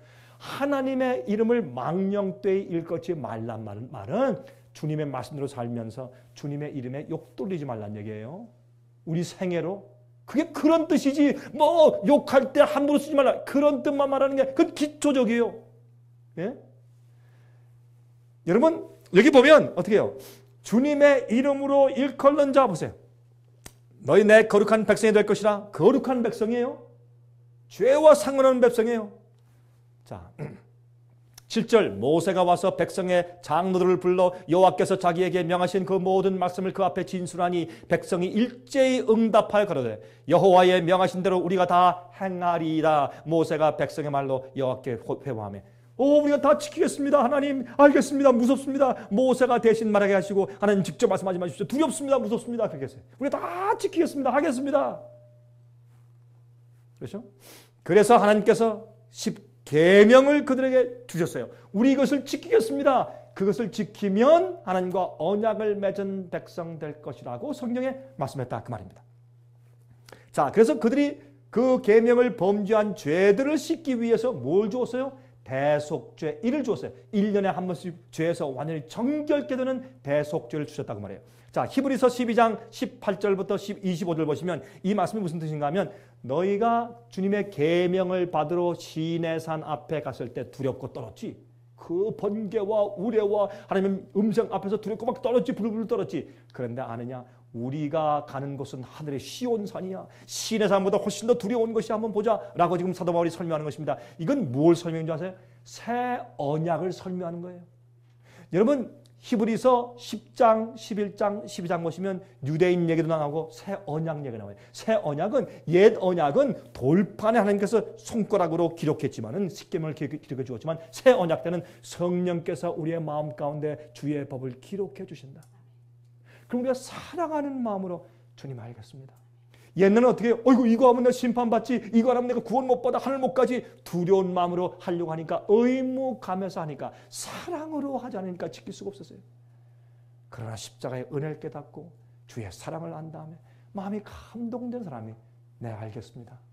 주님께서 무엇이라고 말씀하시는지 나 하겠습니다. 나 주님 사랑하고 주님이 날 사랑하시는 내가 알기 때문에 내 주님 말씀하십시오. 내가 무엇인지 하겠습니다. 여러분 사무엘이 어릴 때 어떻게 했어요? 주의 종이 여기 있나이다. 말씀만 하옵소서. 주의 종이 듣겠습니다. 이게 사랑이에요. 이게 언약 관계에 들어간 자예요. 자기가 편리하면 지키고 불편하면 버리고 이거 말고 정말 주께서 말씀하신 모든 것을 따라 살려는 마음의 동기가 있는 자들. 그들이 의로운 자들이에요. 언약 가운데 있는 자들이에요. 참된 복음을 아는 사람들이에요. 오늘날 말이죠. 얼마나 타협하고 값싼 복음, 그죠? 자기 적당히 사는 복음, 자기 이용해 먹는 복음, 그렇죠? 세상에서 잘 살아보고 하늘도 겨우 들어가고 그거 복음 아니에요. 잘못된 생각이요. 그렇죠? 여기 보세요. 그때 이 새 언약을 설명하면서 지금 사도 바울이 뭐라 그래요? 히브리서 12장에 너희의 이른 곳은 만질만한 불붙는 산과 흑음과 흑암과 폭풍과 나팔소리와 말하는 소리가 아니라 그것은 시내산에서 십계명을 주실 때 그렇게 하셨지. 그것이 아니라 그 소리는 듣는 자들은 더 말씀하지 아니하시기를 구하였으니 이는 짐승이라도 산에 이르거든 돌로 침을 다리라 하신 딱 명을 저희가 견디지 못함이라. 그 보이는 바가 이렇듯이 무섭기로 모세도 이르되 내가 심히 두렵고 떨린다 하였으나 그러나 너희가 이른 곳은 시온산과 살아계신 하나님의 도성인 하늘의 예루살렘과 하늘에 있는 새 예루살렘 성과 참된 교회와 천만 천사와 하늘에 기록한 장자들의 총회와 교회와 만민의 심판자이신 하나님과 및 온전케 된 의인의 영들과 새 언약의 중보이신 예수와 및 아벨의 피보다 더 낫게 말하는 뿌린 피니라. 너희는 삼가 말하신 자를 거역하지 말라. 땅에서 경고하신 자를 거역한 저희가 피하지 못하였거든 하물며 하늘로 쫓아 경고하신 자를 배반하는 우리일까 보냐. 그때 시련에서 명령하셨을 때 그때 주의 말씀으로 살지 않는 자는 돌로 쳐 죽였어. 하물며 하늘에서 주님께서 거룩한 자가 우리에게 말씀하실 때 주님께서 왜 하지 말라 하신 줄 아세요? 하라는 것을 해야 우리가 거룩하게 돼요. 하지 말라는 것을 하지 말아야 우리가 죄 가운데서 구원받아요. 그게 율법주의가 아니에요. 주님을 사랑하기 때문에, 우리는 모르기 때문에 주님께서 이건 하라, 이건 하지 말라. 우리를 죄와 세상과 마귀의 유혹과 함정에서 우리를 건져내서 올바른 길로 구원해 가시기 위해 주신 것이 주의 명령들이요. 그건 아름다운 것이요. 네? 그러면 가늠하지 말라. 예수께서 말씀하기를 마음 가운데 음욕을 품는 자마다 이미 가늠했다. 그럼 우리 인간이 죄의 속성을 가진 인간이 계명을 지킬 수가 없어요. 그럼 어떻게 돼? 주여, 난 주의 뜻대로 살기로 합니다. 그러나 내가 할 수가 없습니다. 그때 주님께서 어떻게 해요? 십자가의 보혈로 우리 죄를 쓰시고, 두 번째 성령의 은혜와 능력을 주심으로 우리가 그 계명을 지키며 죄를 범하지 않을 수 있는 파워를 우리 마음 가운데 넣어주시는 것이에요. 그게 언약을 맺은 백성들이에요. 계명을 지키는 자들이에요. 우리 힘으로 하나님의 거룩한 복음의 능력으로 성령의 역사로 새로운 피조물 된 다음에 우리를 죄에서 지켜주시는 그 파워 경험을 통해서 우리를 언약 가운데 살게 하시는 것이에요. 언약을 맺은 백성들, 이것이 신약 성경이 말해주는 새 언약이에요. 근데 새 언약하면 이미 죄를 용서했다, 우리는 어떻게 죄를 이길 수 없다, 계명을 다 지킬 수 없다, 그저 믿으라, 주님께서 다 뒤집어 쓰여서 의롭게 다 씌워줘서 다 주님께서 인정하시고 구원하신다 라고만 말하죠. 아닙니다. 복음엔 그보다 더 깊은 의미가 있는 것을 우리가 이해하고 알아야 할 것입니다. 자, 보세요. 그때 그 소리가 땅을 진동하였거니와 이제는 약속하여 말씀하시되 내가 또 한 번 땅만 아니라 하늘도 진동하리라 하셨느니라. 이 또 한 번이라 하시면 진동치 아니하는 것을 영존케 하기 위하여 진동할 것들 곧 만든 것들의 변동될 것을 나타내심이니라. 그러므로 우리가 진동치 못할 나라를 받았은즉 은혜를 받자 이로 말미암아 경건함과 두려움으로 하나님을 기쁘게 섬길지니 우리 하나님은 소멸하시는 불이십니다. 소멸하는 불이십니다. 여러분, 어떻게 그 영광스러운 주님의 임재 앞에 우리가 설 수 있을까요? 죄를 가지고 죄를 버리지 않은 죄인이 어떻게 설 수 있을까요? 우리는 언약을 맺은 백성들이 되어야 합니다. 자, 언약의 하나님 보세요. 느헤미야 1장 5절 가로되 하늘의 하나님 여호와 크고 두려우신 하나님이여 주를 사랑하고 주의 계명을 지키는 자에게 언약을 지키시며 긍휼을 베푸시는 주여 간구하나이다.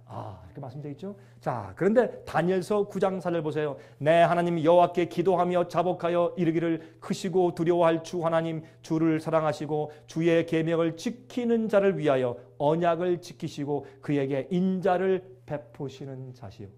누구에게 언약을 지키세요? 주를 사랑하고 주의 계명을 지키는 자를. 이게 율법주의입니까?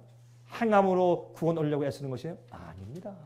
이것이 우리 생활 가운데 주님의 계명대로 살고 순종하는 것은 주님을 사랑하고 내 생일 주 앞에 굴복하고 바쳤다는 겉으로 나타나는 표입니다.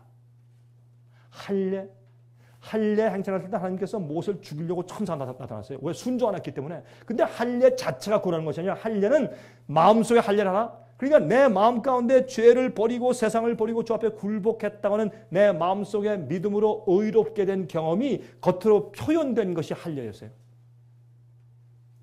그게 겉으로 나타난 표예요. 예? 자, 새 언약 보세요. 예레미야 31장 31절과 33절 보세요. 나 여호와가 말하노라 보라 날이 이르리니 내가 이스라엘 집과 유다 집에 새 언약을 세우리라. 새 언약이 구약 성경에서부터 이미 있었네요. 그렇죠? 신약 성경에만 있는 것이 아니라 구약 성경에 이미 있었어요. 새 언약을 세울 것이라. 나 여호와가 말하노라. 그러나 그날 후에 내가 이스라엘 집에 세울 언약은 이러하니 곧 내가 나의 법을 그들의 속에 두며 그 마음에 기록하여 나는 그들의 하나님이 되고 그들은 내 백성이 될 것이라. 주님께서 언약을 세우세요. 그렇죠? 주님께서 법을 우리 마음 가운데 기록하세요. 이 말씀이 사도 바울이 히브리서 10장에 똑같이 반복해 기록했잖아요. 이 말은 신약과 구약이 똑같단 말이에요. 주님께서 당신의 율법을 내 마음 가운데 기록해서 성령을 통해서. 그래서 사랑으로 주님의 뜻대로 살도록 만드세요. 그렇죠? 히브리 8장 10절 보세요. 히브리 8장 10절 보시면 또 10장 16절 보시면 또 주께서 가라사대 그날 후에 내가 이스라엘 지으로 세울 언약이 이것이니 내 법을 저희 생각에 두고 저희 마음에 이것을 기록하리라. 나는 저에게 하나님이 되고 저희는 내게 백성이 되리라. 주께서 말씀하시되 그날 후로는 저희와 세울 언약이 이것이라 하시고 내 법을 저희 마음에 두고 저희 생각에 기록하리라 하신 후에, 이게 히브리서에 있는 사도 바울의 설명이 아닙니까? 그렇죠? 그러므로 우리가 새 언약 가운데 들어간다고 해서 우리가 불순종해도 이젠 된다, 괜찮다, 율법을 폐했다, 그런 뜻이 아니란 말입니다. 그래서 우리가 복음으로 구원받았다는 것이 무엇인지 좀 이해하셔야 합니다.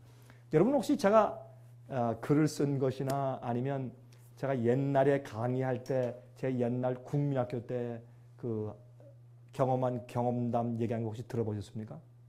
기억나십니까? 제가 돌을 던져서 어떤 아줌마의 이마를 깬 경험. 여러분 기억나세요? 안 들어보신 분들도 여러분 계신 것 같네요. 제가 다시 한번 얘기 좀 할게요. 안 들어보신 분들을 위해서. 들으신 분들은 한 번 더 들으시고. 제가 국민학교 아마 5학년 때 있던 것 같아요. 한 11살 됐을 때 같은데, 그때 제가 이 피난을 가서 저희 아버님이 그때 좀 잘 나가실 때이기 때문에 우린 군용 찝차, 중앙청에 있던 군용 찝차를 타고 우리가 이제 피난 갔으니까 부산까지 참 편하게 갔죠. 근데 가서 이제 우리가 부산에서 이제 한 9년 동안 제가 어릴 때 살았는데, 그래서 피난을 갔는데 그때 이제 6.25 사변 난 얼마 이후라 그때 어린 아이들의 그 놀이 가운데 재밌는 것이 전쟁 놀이 아니에요. 싸우는 거. 우리도 말이죠. 전쟁 놀이를 했는데 이 모래성을 쌓고 말이죠. 뒤에 다 숨고 있다가 그다음에 이제 저 대나무 가지고 활도 만들고 화살촉 만들고 말이죠. 또 이렇게 반질반질한 이런 조약들 주워다가 이제 대포알 만들고 막 던지고 막 그랬어요. 그 참 생각해보면 참 위험했어요. 그때 우리가 장난할 때. 그래서 이제 적군이 오면 우리 대포알이라고 이런 조약들 막 반질반질한 거 막 던지고 말이죠. 또 화살도 막, 물론 화살 그 앞에다 솜뭉치 막 달고 하긴 했지만 그래도 그것도 잘못하면 다치죠. 그것도 화살도 쏘고 막 그렇게 와 하고 막 대나무로 말이죠. 칼 만들어서 휘둘리고 하는 거 참 재밌더라고요, 어릴 때. 그래서 굉장히 인기 있는 우리 놀이의 종목이었는데, 아침만 되면 저희 부모님들이 얘들아 제발 좀 전쟁 놀이 하지 말아라. 내 가슴이 정말 떨어지겠다. 제발. 그게 부탁하는 게 그 뭐 부모님이 아침마다 하는 일이었습니다. 우리가 이제 그 전쟁을 좋아하니까. 그날 아침도 저희 어머님이 병구가 너 제발 전쟁 놀이 좀 하지 말아라. 너무나 간절히 부탁하시니까 제가 알겠어요 어머니, 내 약속할게요. 정말 약속합니다. 새끼손가락 다 걸었어요. 다 걸고서 약속합니다. 그리고 내가 다시 안 하겠습니다. 그리고 이제 학교 갔어요. 학교 갔다가 돌아오는 길에 우리 친구들, 그 동네 친구들이 노는 그 장소를 꼭 지나야 돼요. 지나가는데 와 저는 좀 먼 학교를 다녔기 때문에 먼저 학교 끝나고 독창한 우리 친구들이 와 소리 지르면서 막 노는데, 여러분 제가 안 한다고 하니까 더 재밌게 보여요. 그렇죠? 나 저거 죄 안 짓는다고 포기하면 유혹이 더 심하죠. 더 힘들고 남이 날 더 괴롭히죠. 그렇죠? 담배 안 핀다 하면 어떻게 해요? 더 힘들어요. 그 끊기가. 그러죠? 친구들이 더 피라고 유혹하는 거 같고. 이제 지나가니까 병구가 들어와라. 같이 좀 놀자. 참 재밌다. 오늘 더 일어나기 재밌다. 안 돼. 왜 안 돼? 나 엄마하고 오늘 아침에 약속했단 말이야. 저 바보라고 놀리고 들어와. 한 번만 더 해. 아무도 모를 거야. 괜찮아. 이해하시죠? 제가 안 돼. 약속했어. 근데 여러분 유혹을 받을 때 유혹이 딱 눈에 들어오면 어떻게 돼요? 주량낭을 쳐야 돼요. 여러분 기도할 때 하나님 나 이거 죄 짓지 않게 해주시고 날 도와주세요 할 때 죄를 앞에 두고 쳐다보면서 주님 나 도와주세요 해보세요. 하나님께서 도와줄 수가 없어요. 다윗이 궁궐 위에서 기도했죠. 밧세바 봤을 때. 그때 어떻게 기도했어요? 하나님 날 도와주십시오. 도망가면서 기도해야지. 쳐다보면서 주님 나 이거 유혹당하지 않게 해주세요. 그러니까 유혹당하죠. 이길 수가 여러분 마음의 유혹과 시험이 들어오면 즉시로 도망치고 여러분의 의지와 선택으로 주님과 협력하세요. 도망치고 주님 나 좀 안 하기 원하는 사람들 도와주세요. 마음 가운데 유혹과 시험의 힘이 몰려올지라도 여러분 결심하세요. 죄를 승리하는 것은 아침 일찍 하는 거예요. 여러분 이해하십니까? 오늘 하루의 죄의 승리는 아침 일찍 하는 거예요. 그때 오늘 하나님이시여 나는 주님의 뜻대로 살고 나는 범죄치 않길 원합니다. 아침 일찍 결심하세요. 그러면 죄를 미리 승리하세요. 아, 내가 그때 가서 보지, 기도해 봐야지. 아니에요. 그때 가서 기도하면 져요. 그리고 항상 어떻게 우리 아침에 일어나서 우리 마음을 주 앞에 바치고 아침에 죄를 승리하기로 내가 결심하고 성령의 은혜를 받을 때 그때 하루 생을 이미 승리하고 들어가는 것이에요. 제가 어떻게 아니야 나 엄마하고 약속해서 가는데 그들이 소리 지르는 소리를 듣고 그 놀이를 바라보면 볼수록 마음이 점점 더 약해지는 것이에요. 그래서 에라 모르겠다. 웃돌이 집어던지고서 들어갔죠. 한 번만 더 해보자. 오늘만 하면 안 한다. 항상 그 핑계가 있죠. 들어가서 이제 하는데 그날따라 말이죠. 그 어머니의 명령을 어기니까 참 맛있대요. 죄는 그래서 맛있는 거예요. 죄는 스릴이 있어요. 죄에게도 여러분 죄 지을 때 뭐가 있어요? 잠깐 동안에 흥분이 있고 잠깐 동안에 재미가 있고 잠깐 동안에 행복이 있어요. 거짓의 행복이지만 그냥 죄를 짓고 난 다음에 정말 영어로 miserable. 참 괴롭죠. 예? 죄를 질 때는 그 감칠맛이 잠깐 있어요. 죄를 지은 다음에 있는 그 마음의 아픔을 우리가 경험적으로 알죠. 근데 제가 재밌게 지금 저녁 노래하는데 저쪽에 좀 적군이 달려오더라고요. 제가 여기 앞에 있는 조약돌 조금을 집어가지고 오는 적을 향해서 싹 던졌는데 바람이 불었어요. 이렇게 빙 돌아가지고 이제 옆에 지나가는 한 행상 아주머니 이렇게 이제 큰 옛날에 그 다라이에 이렇게 뭘 얹고 이렇게 달렸어요. 뭐 사서 뭐 이렇게 이러고 달렸거든요. 근데 그분의 이마를 쳤어요. 돌이 탁 날아서 싹 컵을 틀어가지고 그 아주머니 이마를 딱 때렸는데 아주머니가 아야 하고 땅에 주저앉았어요. 얼마나 저 무서운지 가슴이 철렁했죠. 쳐다보니까 피가 흘러요. 피가. 그러니까 이 아주머니가 그냥 신음하면서 이게 잡고 이렇게 하는데 피가 이렇게 쭉 나지 않습니까? 제가 얼마나 두려운지 아주머니 죄송해요. 용서해서 미안해요. 그리고 제가 도망을 갔습니다. 제가 두려우니까 어떻게 할 줄을 모르겠어요. 그냥 도망을 쳤어요. 근데 도망가면서 갔는데 지금 기억나는데 도망가면서 내가 좀 어디로 가서 숨어야지? 숨을 데가 없어. 막 도망치는데 갈 데가 없어요. 제가 저희 집으로 도망가 들어갔어요. 저희 집으로 들어갔어요. 여러분이시요. 여러분 죄를 짓고 어디 갈 데가 없으시죠? 하나님께 오세요. 범죄한 다음에 어디 갈 데가 없으시죠? 예수께 오세요.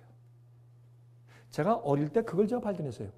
죄를 진 다음에 도망을 치는데 갈 데가 없더라고. 집에 들어갔어요. 저희 집에 조그만 정원이 있었는데 그 뒤에 이제 나무들이 이제 좀 나 있었어요.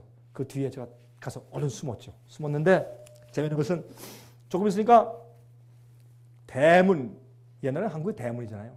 대문이 그냥 깨지게 녹고 소리가 막 나니까 저희 어머님이 황급하게 부엌에서 일하시다가 얼른 뛰어나가서 대문을 열었는데 제가 이제 숨어있는 그 조그만 나무 그 사이로 많이 보니까 그 아주머니가 수건으로 자기의 상처난 이마를 다 이렇게 붙들고 있고 제 친구 그 똘망똘망한 친구 주위에 있으면서 말이죠. 어머니 병구하세요. 병구리가 야 참 의리 있대요. 친구들이 다 이러면서 말이죠. 그때부터 제가 친구도 위기 때는 신뢰할 수 없구나. 제가 그걸 배웠죠. 어머니. 저희 어머님이 그때 제가 하도 개구장이었으니까 무슨 일이 일어났구나 아셨어요. 그래서 아마 집에 있는 지금 생각하면 그 first aid box겠죠. 뭐 구할 수 있는 뭐 옛날 옥도전기 같은 거, 반창고 같은 거 얼른 가져 나와서 이렇게 좀 치료 좀 해주고 했지만 그거 가지고 됩니까? 그래서 얼른 저희 어머님이 핸드백을 가져와서 그 아주머니를 붙잡고 병원에 가시는 모습을 제가 봤어요. 나중에 들었는데 한 5번을 꼬매셨대. 참 미안하죠. 그리고 이제 돌아오셨는데 이제부터 이제 문제가 생기는 겁니다. 저희 어머님이 돌아오셨는데 저를 찾지 않는 거예요. 차라리 소리 좀 지르고 병구 이름 나와. 아주 막 볼기장을 때리고 말이죠. 화 좀 내주고 그러면 차라리 속이 시원하지. 심판 받으면 속이 시원해요. 맞고 나면. 근데 그걸 안 하시는 거예요. 그래서 제 마음이 더 불안하죠. 제 마음이 좀 불안해가지고 이제 언제나 와서 나한테 좀 소리를 지르고 그냥 뺨을 때리실까 기다리고 있는데 조용하신 거예요. 찬송을 부르시고, 예?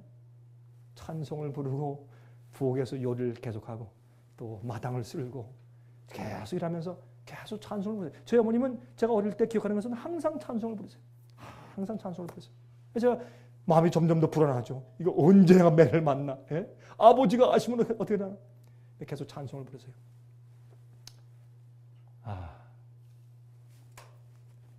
나중에 이제 해가 좀 지려고 했는데 그때 시간이 많이 됐으니까 아마 제가 그 나무 뒤에 이렇게 쪼그리고 앉아 있다가 눈치 보고 한 게 아마 거의 한 2시간 지났을지 모르겠어요.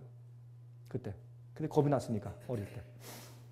나중에 해가 좀 지려고 하는데 어둡고도 가려고 하는데 저희 어머님이 저한테 오시더라고.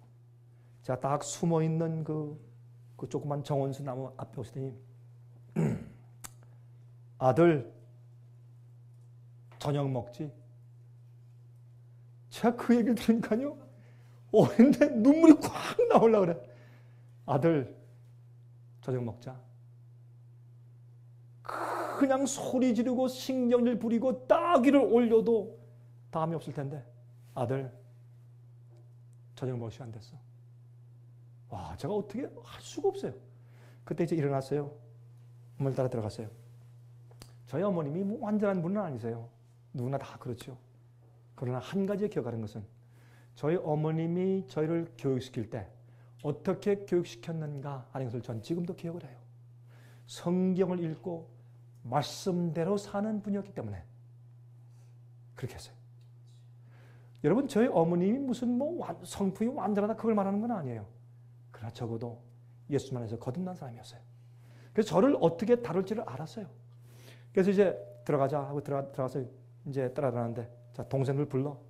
제가 여동생이 3명이고 저희 누님이 한 사람이에요. 그리고 우리 5남매였죠. 제가 외아들이었고. 이제 들어가니까 방 안에 상 위에 음식이 있는데 정말 그날따라 진수성찬이라 꽉 차게 음식을 해놓으셨어. 이 죄인을 위해서 죄인이 두려워 나무 뒤에서 떨고 있을 때 저희 어머니는 저를 위해서 사랑으로 만찬을 만드셨더라고. 이게 하나님과 죄인의 차이 아니에요. 우리는 범죄에 두렵고 떨 때 하나님께서는 이미 우리를 위해서 만찬을 준비하신 하나님. 그렇죠? 그래서 그걸 차려놓으셨어요. 제가 그걸 보니까 또 눈물이 날라 그래. 그래서 이제 제 동생들 오라 그러고 다 이제 모여서 이제 식사를 하려고 하는데 초인종 소리가 나요. 저희 아버님이 그날따라 일찍 들어오셨어요.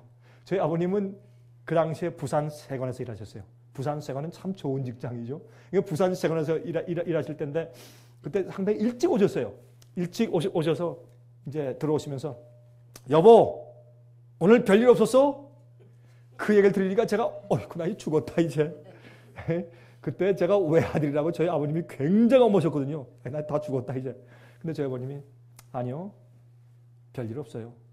식사하시죠. 저희 아버님 앉으시고 기도하고 우리 식사 시작했습니다. 제가 식사를 이제 몇 숟갈 딱 떠먹었는데 더 이상 먹을 수가 없어요. 어떻게 제가 식사를 계속 하겠어요? 뭔가 속에서 올라오는데 먹을 수가 없어요.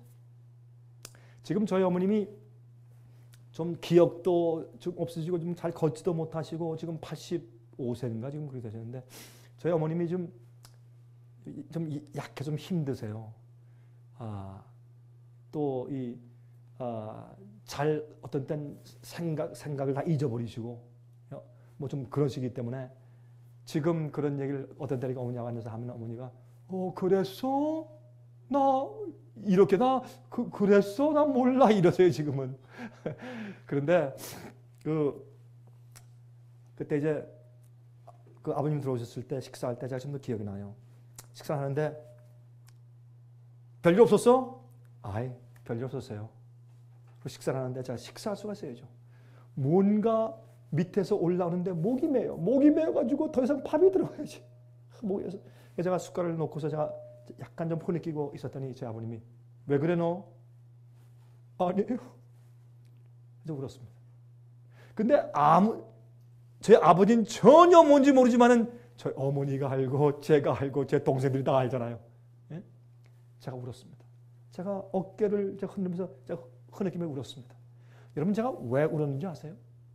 제가 제 돌에 맞아서 5바늘 꼬맨 그 아주머니한테 미안해서 운 게 아니에요. 물론 미안했죠. 제가 참 미안하고 어쩔 줄 몰랐죠. 그래서 운 게 아니에요. 이제 아버지가 그렇게 안 다음에 며칠 후에 나한테 그냥 볼기짝에 불이 날 정도로 또 한번 매를 맞을 거, 그게 두려워서 운 것도 아니요. 제가 왜 울었는지 아세요?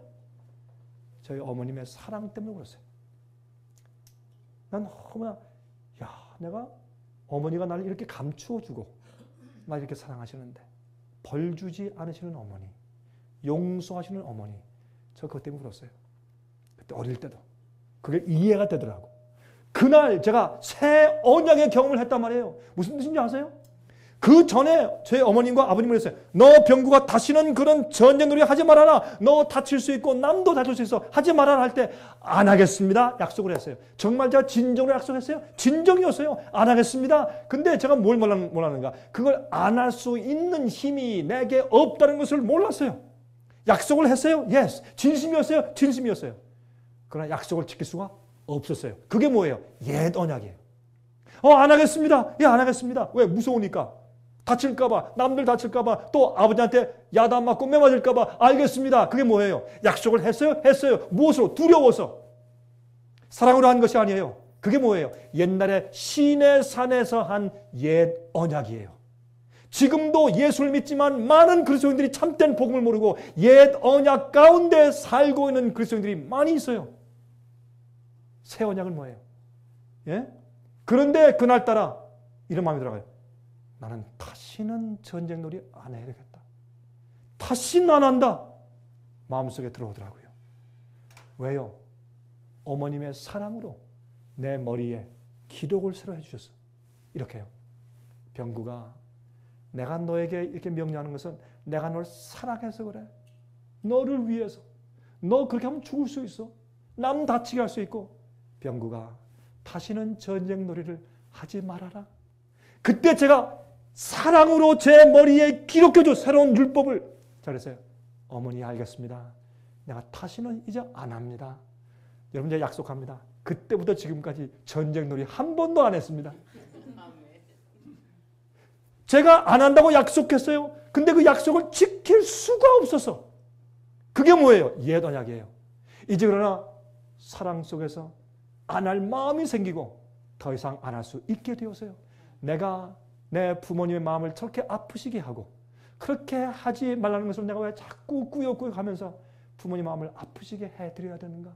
내가 잘못된 것이다. 그런 동기로 그것을 더 이상 안 하게 되었어요. 이게 뭐예요? 새 언약이. 성령으로 우리 마음 가운데 새 계명을 기록해 주시는 것이에요. 십자가를 바라볼 때 우리 마음 가운데 새 언약이 생겨요. 그다음부터는 순종하는 백성이 돼요. 죄를 버리고 승리하는 백성이 돼요. 이것이 뭐예요? 언약을 맺은 백성들이에요. 이런 자들이 인침받아요. 그리고 앞으로 환난을 통과하게 된다고 말입니다. 자, 옛 언약은 시내산에서 맺은 것이죠. 계명을 지키겠습니다. 그러나 그들이 지킬 수가 없었습니다.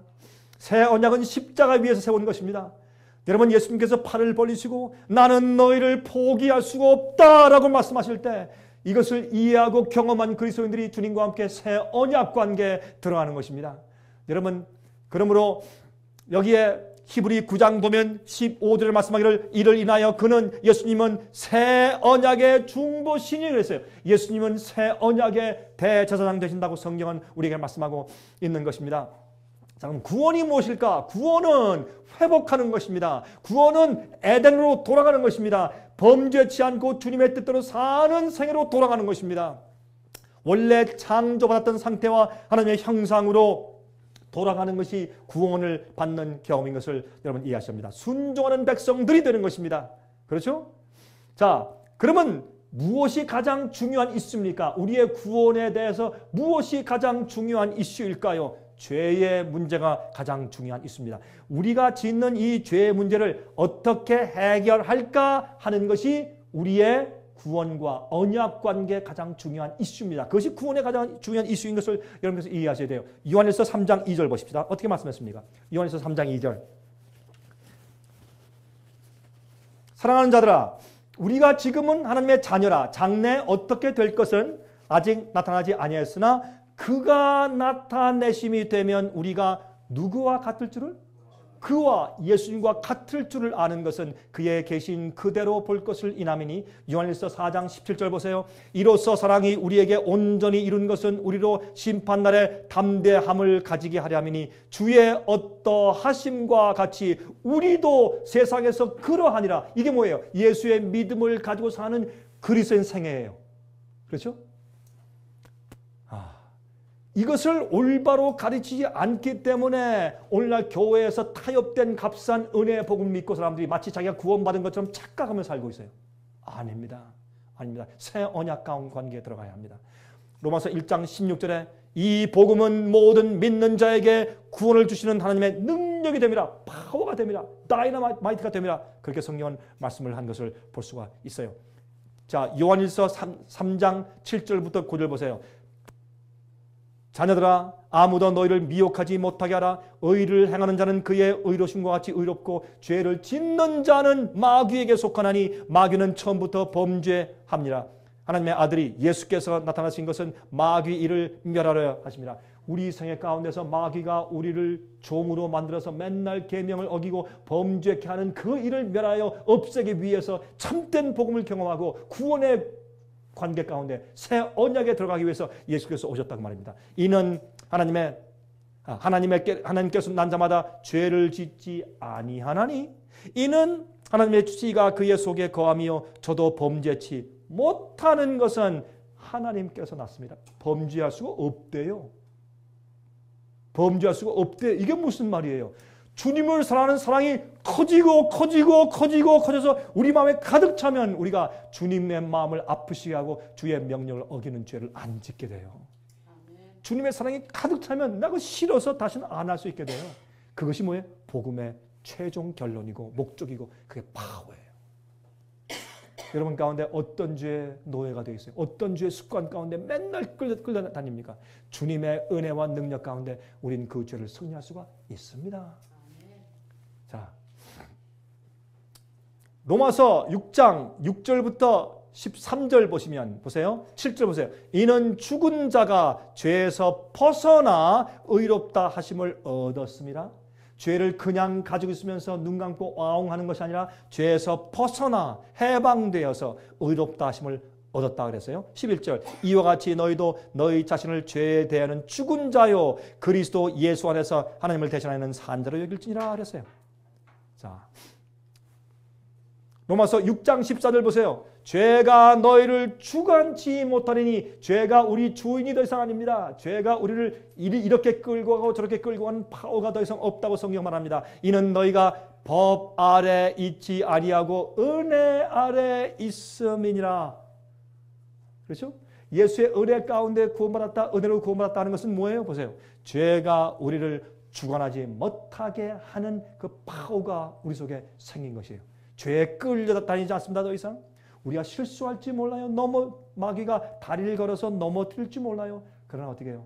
우리가 죄의 파워 속에 살잖아요. 죄가 우리를 컨트롤하지 않아요. 우리가 죄의 종과 노예가 더 이상 아니에요. 그렇죠? 로마서 3장 19절 보세요. 우리가 알거니와 무릇 율법이 말하는 자는 율법 아래에 있는 자들에게 말하는 것이니 이는 모든 입을 막고 온 세상으로 하나님의 심판 아래 있게 하려 함이라. 여러분 성경에 이런 말씀이 있죠. 우린 율법 아래에 있지 않고 무엇 아래에 있다? 율법 아래에 있지 않고 어디?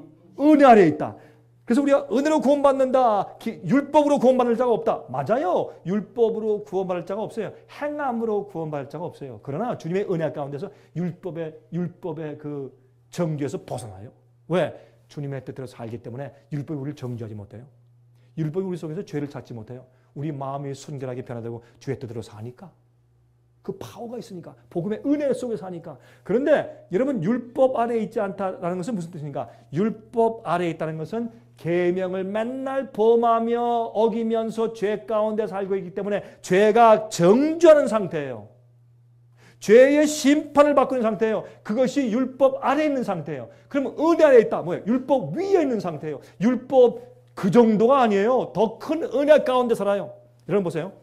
교통법규를 지킨다라고 하는 것은 55마일 전에 55마일로만 간다 그것만 말하는 것이 아니에요. 스탑사인에 선다 그것 말하는 것이 아니에요. 남들에게 양보하고 지나간 사람들한테 서줘서 남들에게 먼저 고난을 주고 그렇죠? 남을 보호해주는 그런 마음으로 운전을 해야 돼요.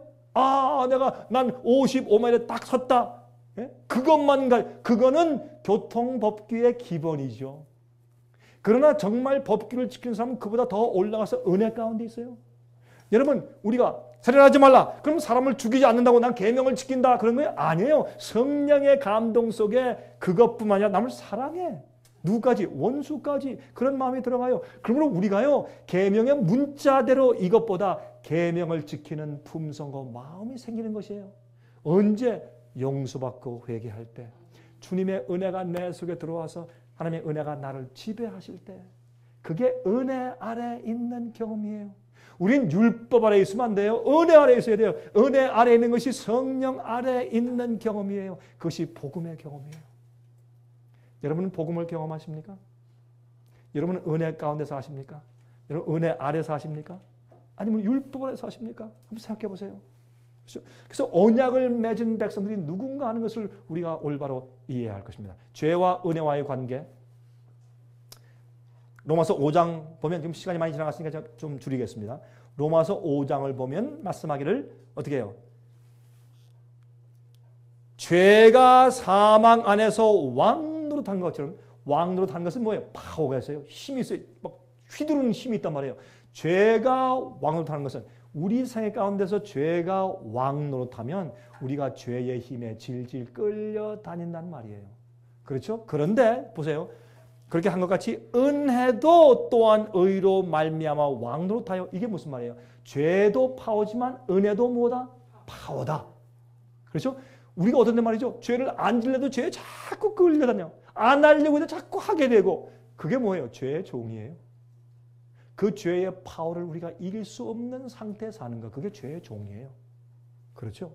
그러면 어떻게 해요? 죄를 그 유혹과衝動이 아무리 심하고 마귀의 유혹이 아무리 심하게 온다고 할지라도 시련이 온다고 할지라도 승리할 수 있는 은혜가 내 마음 가운데 있냐 말이에요. 그 은혜가 내 속에서 나를 지배하냐 말이에요. 내가 은혜 가운데 있는가? 율법 아래 있는가? 그렇게 성경을 말씀하고 있죠. 그래서 은혜도 파워예요. 우리가 은혜로 구원받았다. 은혜는 할 수 없는 죄인을 봐주시는 주님의 사랑, 그것만 은혜가 아니에요. 은혜는 주님께서 우리를 보호하시고 힘을 주시는 주님의 복음의 파워도 은혜라고 부른단 말이에요. 그렇죠? 자, 로마서 6장 1절 2절 그런즉 우리가 무슨 말 하리요? 은혜를 더하게 하려고 죄에 거하겠느냐?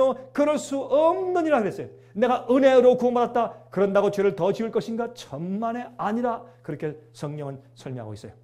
오케이. 자, 로마서 6장 14절부터 18절. 죄가 너희를 주관치 못하리니 이는 너희가 법 아래 있지 아니하고 은혜 아래 있습니다. 자, 보세요.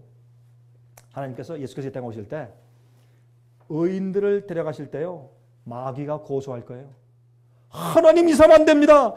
첫째 부활 때 막 성도를 부활시키실 때 주 안에 먼저 잠자는 자들 막 부활시킬 때 마귀가 이 사람 안 됩니다. 저 사람 안 됩니다. 막 이렇게 할 때 하나님께서 뭘로 증명하시는지 아세요? 내가 부활시키는 아니면 살아서 지금 변화되어서 살아서 승천하고 죽음 맛보지 않고 승천한 자들을 주님께서 데려가시려고 할 때 마귀가 저 사람 못 데려갑니다. 내 겁니다. 할 때 그래? 마귀야 해보자. 내가 내 힘으로 율법의 힘으로 너의 파워로 이 사람을 주관해 왔는가? 주관할 수 있었느냐? 컨트롤할 수 있었느냐? 주님께서 말씀하시고 그래서 기록책이 필요해요.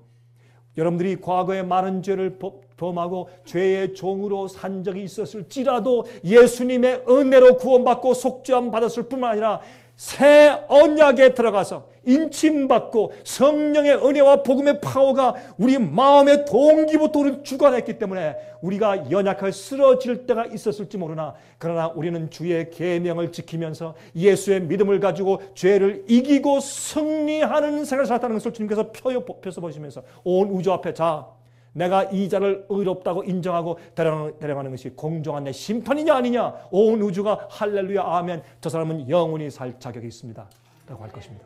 하나님께서요 뭐 슬쩍 데려가신 줄 아세요? 마귀의 고소 때문에 슬쩍 데려갈 수 없어요. 천사들이 있어요. 그 천사들은 말이죠. 자기들 친구 가운데 3분의 1을 마귀의 속임수에 빠져서 잃어버렸어요. 그들 가슴이 아팠어요. 하늘에 전쟁이 있었어요. 천사들의 3분의 1을 잃어버렸어요. 그렇게 가슴 아픈 경험을 통과한 천사들이 죄인들을 반역적인 마음을 품고 있거나 주님의 뜻을 어기는 계명을 어기는 마음을 품고 있거나 죄를 승리치 못하는 품성을 아직도 가지고 있는 자들이 살짝 천국에 들어오는 것을 그들이 허용할 것 같습니까? 천만의 말씀이요.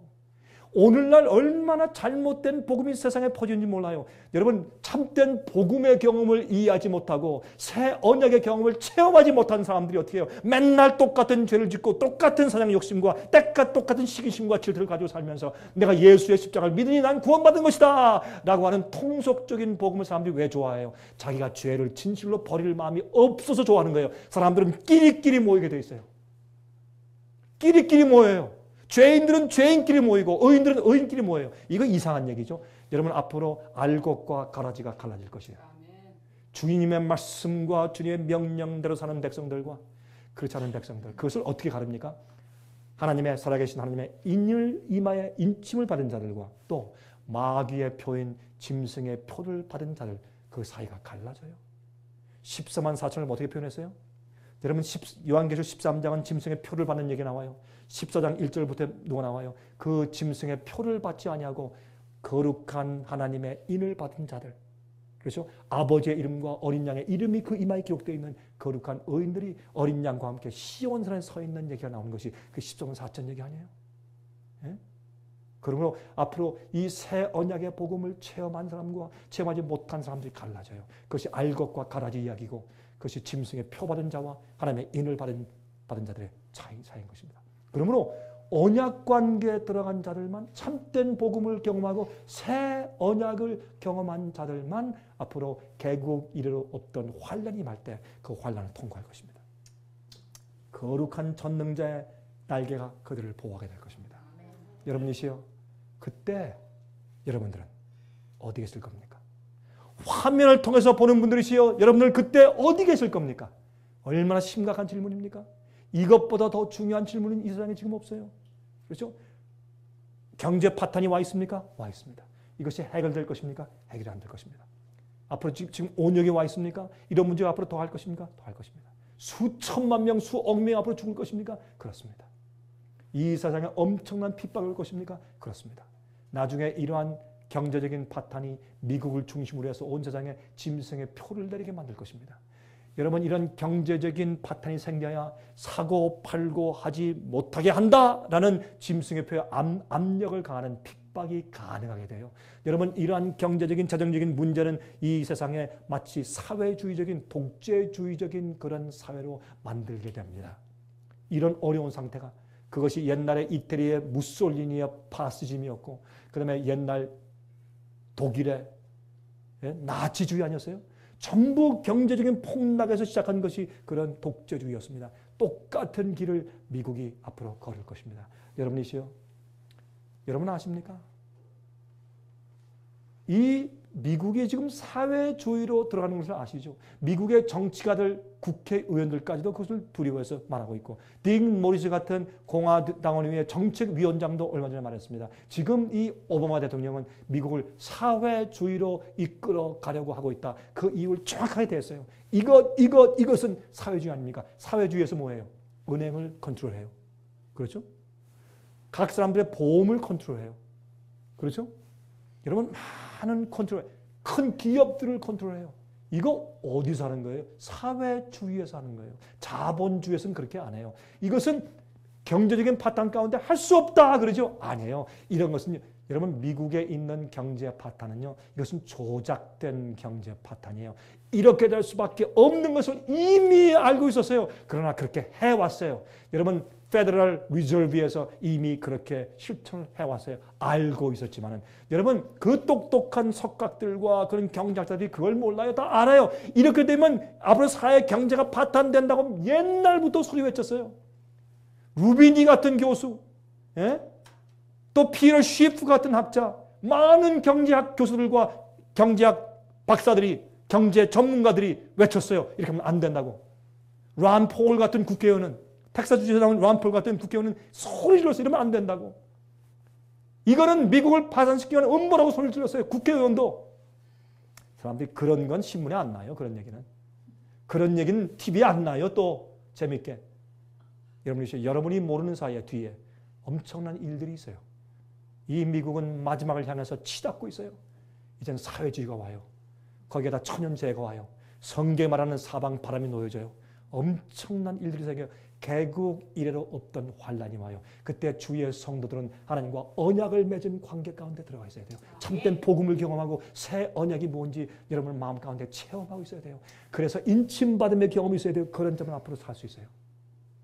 옛날에 노아 홍수 때 노아는 자기 식구들밖에 구원할 수 없었어요. 그는 온 세상을 구원하기 위해서 120년 동안 외쳤지만 자기 식구들만 구원했어요. 여러분은 제발 오늘날 현대 노아들이 되셔야 합니다. 그런데 재미있는 것은 자기 식구 구원하는 게 제일 힘들어. 그렇죠? 자기 자식, 자기 식구, 자기 남편, 자기 아내 구원하는 게 세상에 제일 힘든 전도예요. 여러분 안 그렇습니까? 그렇죠. 그러므로 혹시 여러분 가족을 구원을 못하시고 어렵다 그러면요, 그 가족들에 대한 구원은 다른 사람한테 맡기세요. 주님께 기도하고 맡기세요. 어떤 때는요, 부모 말씀 안 듣는 아이들이 다른 데 가서 누구 말 듣고 회개할 때가 있어요. 그러니까 여러분 어떤 때 부모, 자식, 남편, 아내, 친척 이런 사람들은 여러분이 안 되잖아요. 그러면 좀 기도하고 저 맡기시고 여러분이 할 수 있는 다른 이웃을 찾으세요. 주님께서 구원하라고 보내주시는 영혼들을 찾아서 그 영혼들에게 복음을 가르치고 그 영혼들에게 성령 말씀을 펴세요. 예? 그래서 우리는 영혼들을 올바른 방주에 들어가기 위해서, 하게 하기 위해서 복음대로 살아야 할 것입니다. 새 언약의 경험을 해야 할 것입니다. 자, 베드로후서 1장 4절 이로써 그 보배롭고 지극히 큰 약속을 우리에게 주사 이 약속으로 말미암아 너희로 적용을 인하여 세상에서 썩어질 것을 피하여 신의 성품에 참여하게 하는 자가 되게 하려 하셨으니 우리는 하나님의 성품에 참여해야 돼요. 세상에 이렇게 살면 안 돼요. 하나님의 거룩한 성품 속에 들어가야 돼요. 성령의 은혜를 통해서 이것은 가능한 것입니다. 그것이 새 언약의 경험인 것입니다. 거기서 주 안에서 성장해 나가야 할 것입니다. 그렇죠? 자, 디도서 2장 11절부터 15절에 있는 말씀 보세요.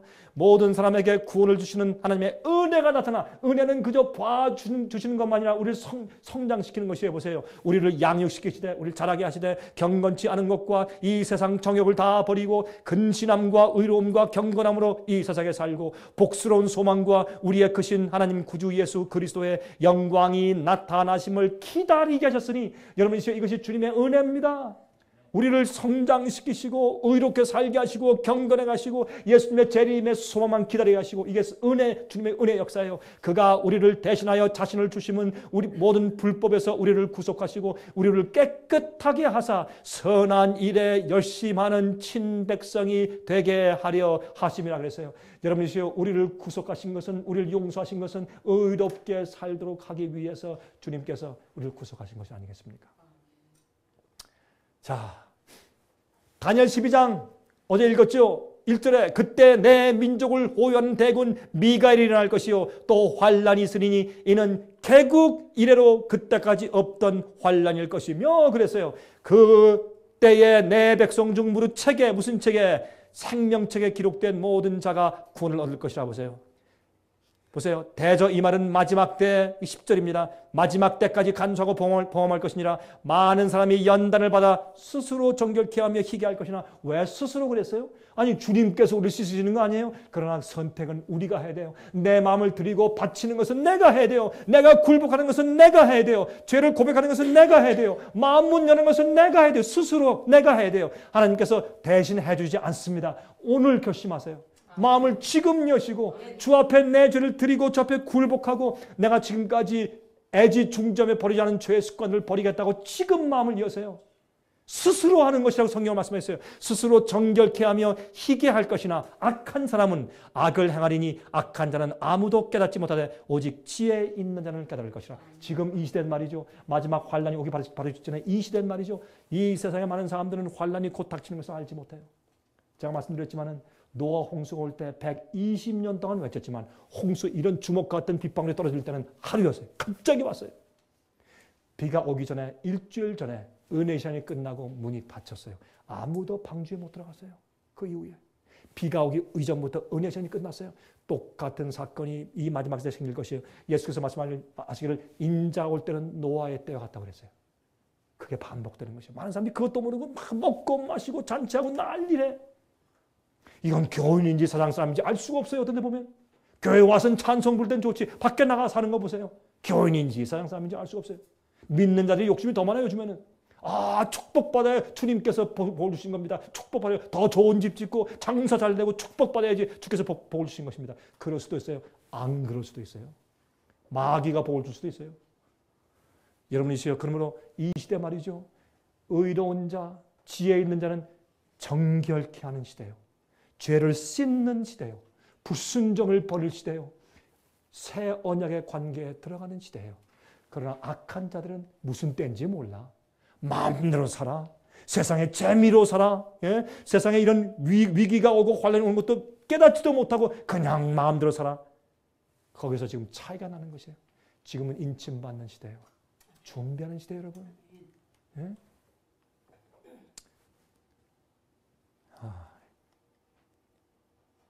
로마서 6장 14절 죄가 너희를 주관치 못하리니 그랬어요. 죄가 너희를 주관치 못하리니 이는 너희가 법 아래 있지 않고 은혜 아래 있습니다.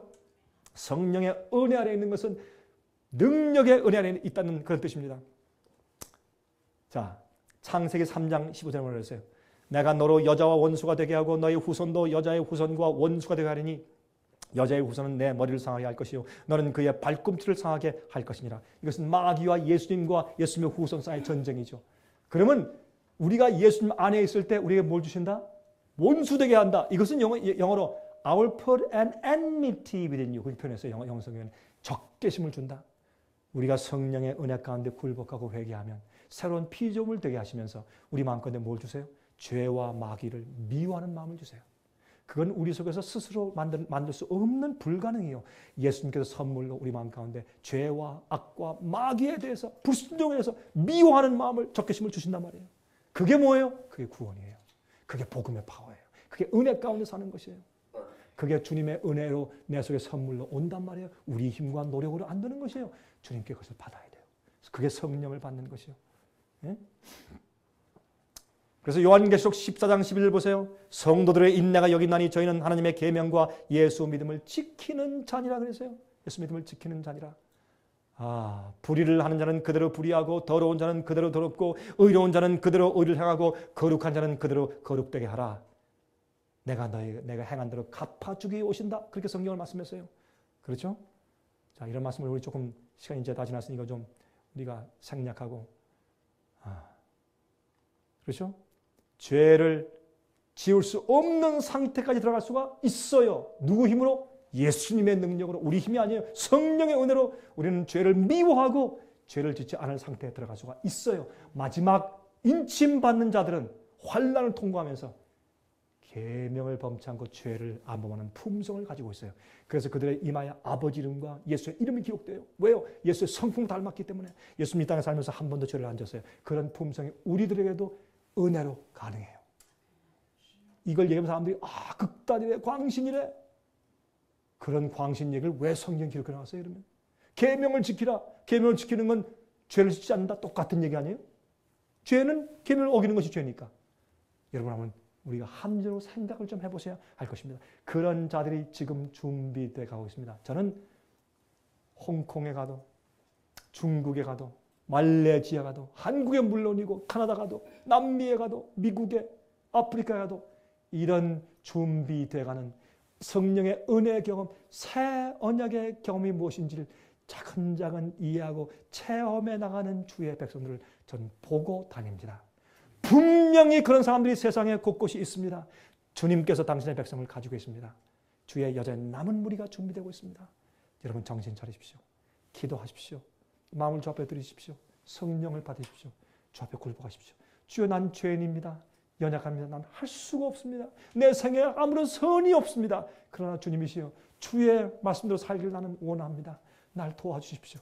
성령을 주십시오. 나를 새 언약의 경험으로 매일 인도해 주십시오. 기도하십시오.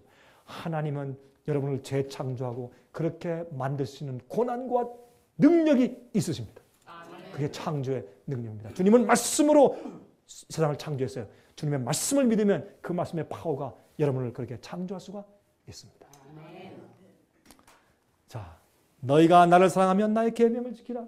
요한복음 14장 15절에 말씀한 것을 볼 수 있어요. 여러분, 이 아브라함이 말이죠. 자기 아들을 데리고 올라가서 아들아, 사실은 하나님께서 너를 죽여서 번제로 들어가셨다. 그때 말이죠. 어떻게 했어요? 아브라함, 이삭이 도망가지 않았습니다. 자기 가장 사랑하는 독자 아들까지도 바치려고 모래산 위에 데려가서 번제단 위에 뉘었을 때에 하나님께서 아브라함아 그 아들 죽이지 마라. 알았다. 이제 내가 나를 경외하는 줄을 내가 알았다. 그게 하나님을 경외하는 것입니다. 하나님을 두려워하는 것입니다. 무서워 떠는 것이 아닙니다. 주님을 사랑하고 존경하고 경외하는 마음을 가지고 살아야 합니다. 그래서 빌립보서의 사도 바울이 말씀하기를 너희가 두렵고 떨림으로 너희의 구원을 이루라. 그렇게 말씀을 하신 것입니다. 우리가 스스로 구원받게 만드는 것이 아니죠. 예수님을 그런 경외하는 마음으로 따르고 순종해야 할 것입니다. 여러분들 정말 새 언약의 백성 되신 다음에 곧 닥쳐올 개구리를 없는 환난 가운데 보호받는 백성 되시기를 간절하게 바랍니다. 내일 아침에는 10시 반에 맥린 그 커뮤니티 센터에서 10시 반부터 우리가 한 1시까지 말씀을 좀 공부하고 질문하실 분들 있으면 질문을 하고 좀 그런 시간을 갖겠습니다. 그리고 점심 식사를 우리가 준비했는데 그 점심 식사하고 헤어지겠습니다. 여러분들 혹시 오실 수 있는 분들은 내일 오실 제가 부탁을 드립니다. 제가 한 1, 2분만 제가 하나 예화를 드릴게요. 그 말씀을 드리고 제가 끝내겠습니다. 기도할게요. 여러분, 바알바라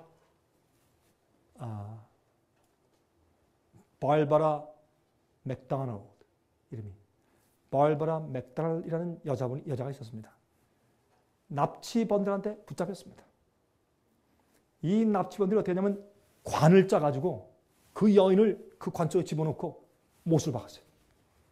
그러니 그 관 속에 들어가 있으니 얼마 죽을 지경이에요. 다 갖춰놓고 그거를 조지아 주의 애틀란타 밑에 있는 어떤 언덕 위에 나무 밑에 땅을 파고서 진짜 묻었어요. 그 관을. 산 사람을 집어넣고 묻었어요. 묻어가지고 관에서 구멍을 뚫어가지고 이 빨대 같은 걸 이렇게 박아 올려가지고 그걸 묻었는데 그 빨대가 밖으로 나와 있으니까 숨은 쉴 수 있죠. 공기가 통하니까. 그렇게 만들어 놓고 가버렸어요. 납치범들이. 실제 1960년대 실제 있던 일이에요. 이제 애틀란타 가까운 데서. 그리고 그 아버지 존 맥도날드, 저는 그 플로리다 주에 살고 있는 갑부예요. 수백만 장자예요. 전화했습니다. 우리가 당신 딸을 가지고 있어요. 어디에 관을 짜서 넣고 빨대만 내두고 지금 거기 묻어두었습니다.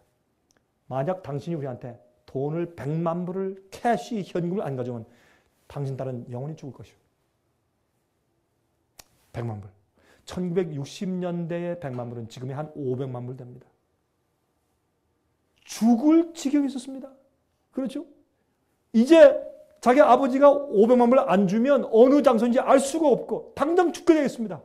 그때 이 발바라 여성은 누워서 과연 내 아버지가 100만 불을 지불하고 날 건져갈 것인가, 날 살릴 것인가 두려운 마음 가운데 겨우 숨만 쉬면서 염려하고 있습니다. 그때 그 아버지가 100만 불 주고 그 장소를 알고 뛰어가서 땅을 파고서 딸을 건져냈습니다. 그때 그 딸이 발바라 맥도날드가 말했습니다. 아버지가 날 정말 사랑한다는 것을 내가 오늘 알았습니다. 자, 이제 묻겠습니다. 여러분들이 그런 입장에 누가 여러분을 붙들어가서 관에 넣고 못을 받고 빨대만 조금 내서 어느 이름 모를 곳에 파묻어 두었다고 합시다. 그때 여러분에게 지금 현재 시가로 500만 불의 캐시를 가져가서 여러분을 구원할 자가 있을까요? 지금 생각해 보세요. 여러분 부모님이 할까요? 자식이 할까요? 친구가 할까요? 여러분들에게 이래서 500만 불 아니라도 5만 불이라도 5만 불 내고서 여러분들을 와서 파내가서 해방시키고 살려줄 자가 여러분 생활 가운데 있습니까? 여러분 가족 가운데 있어요? 거기 끄떡이시네. 그러면 좀 올립시다. 50만 불 있을까요? 그래도 있어요? 와, 50만 불이. 그러면 500만 불은 여러분 이제 우리는요 속절없이 완전히 죄 가운데 죽을 입장에 있었어요. 아무도 우리가 지은 죄를 대신 그 대가를 지불해주고 우리 죄의 형벌을 없앨 자가 없어. 그때 예수께서 오셨어요. 그 사랑과 은혜가 얼마나 커요. 그 십자가의 은혜가. 그래서 그 십자가 은혜는 얼마나 파워가 있는지 우리가 용서받고 살짝 끝나는 게 아니에요. 용서받은 자는 그 십자가의 피에 보이는 가치가 얼마나 큰 것을 깨닫고 아는 자는 죄를 버려요. 불순종의 생을 살잖아요. 주님 뜻대로 살기 원하고 간을 주님을 사랑하고 신뢰해. 주님께서 무슨 말씀을 하시든지 몰라도 따르고 싶은 마음이 생겨요. 네? 이웃 나중에 알면 되니까 날 위해 생명 바치신 그 하나님께서 얼마나 내게 필요한 걸 말씀하실까? 그게 신뢰고 그게 믿음이에요. 그게 예수의 믿음이요. 그렇죠? 여러분 믿음을 가지고 새 언약 가운데 사시기를 간절히 기도합니다. 아멘. 자비하신 하늘에 계신 아버지시여 감사합니다. 참 우리가 속절없이 죄 가운데 죽을 수밖에 없었을 때, 우리가 죄인 되었을 때, 모를 때 이미 십자가에서 팔을 벌리시고 우리의 피를 흘려주심을 감사합니다. 주님의 사랑을 감사합니다. 주의 은혜를 감사합니다. 오 주님이시여, 그러므로 우리는 주님께 우리 마음을 다 드리기 원합니다. 주의 뜻대로 살길 원합니다. 우리는 더 이상 불순종에 살길 원치 않습니다. 죄의 주관을 받고 죄의 종이 되어 끌려다니며 살길 원치 않습니다. 우리는 어린 양의 이름과 아버지의 이름이 이마에 기록된 성도들 되길 원합니다. 저희 죄를 용서하시고 저희 양심을 씻어주시며 아버지의 뜻대로 사는 백성들 만들어 주시옵소서. 저희는 힘이 없습니다. 도와주시옵소서. 저희 손목 붙잡아 저를 인도하시고 이끌어 주시되 우리는 어린 양이 어디로 인도하든지 따라가는 자들 되게 해 주시옵소서. 하나님이시여, 개구 이래로 없던 환난이 임한다고 경고해 주셔서 감사합니다. 주님, 그때에 그 전능자의 날개 아래 우리가 숨기를 원합니다. 주님의 그림자 속에 우리가 숨어 있기를 원합니다. 주님이시여, 주님의 은밀한 처소에 들어가기를 원합니다. 주여, 우리가 기도하고 하나님과 깊은 관계에 들어갈 수 있도록 해주시옵소서. 복음의 능력이 우리 속에 매일 살아 움직이게 해주시옵소서. 주님이시여, 주의 은혜를 감사하며 살아계신 예수 그리스도의 거룩하신 이름만 의지하여서 간절하게 기도드리옵나이다. 아멘.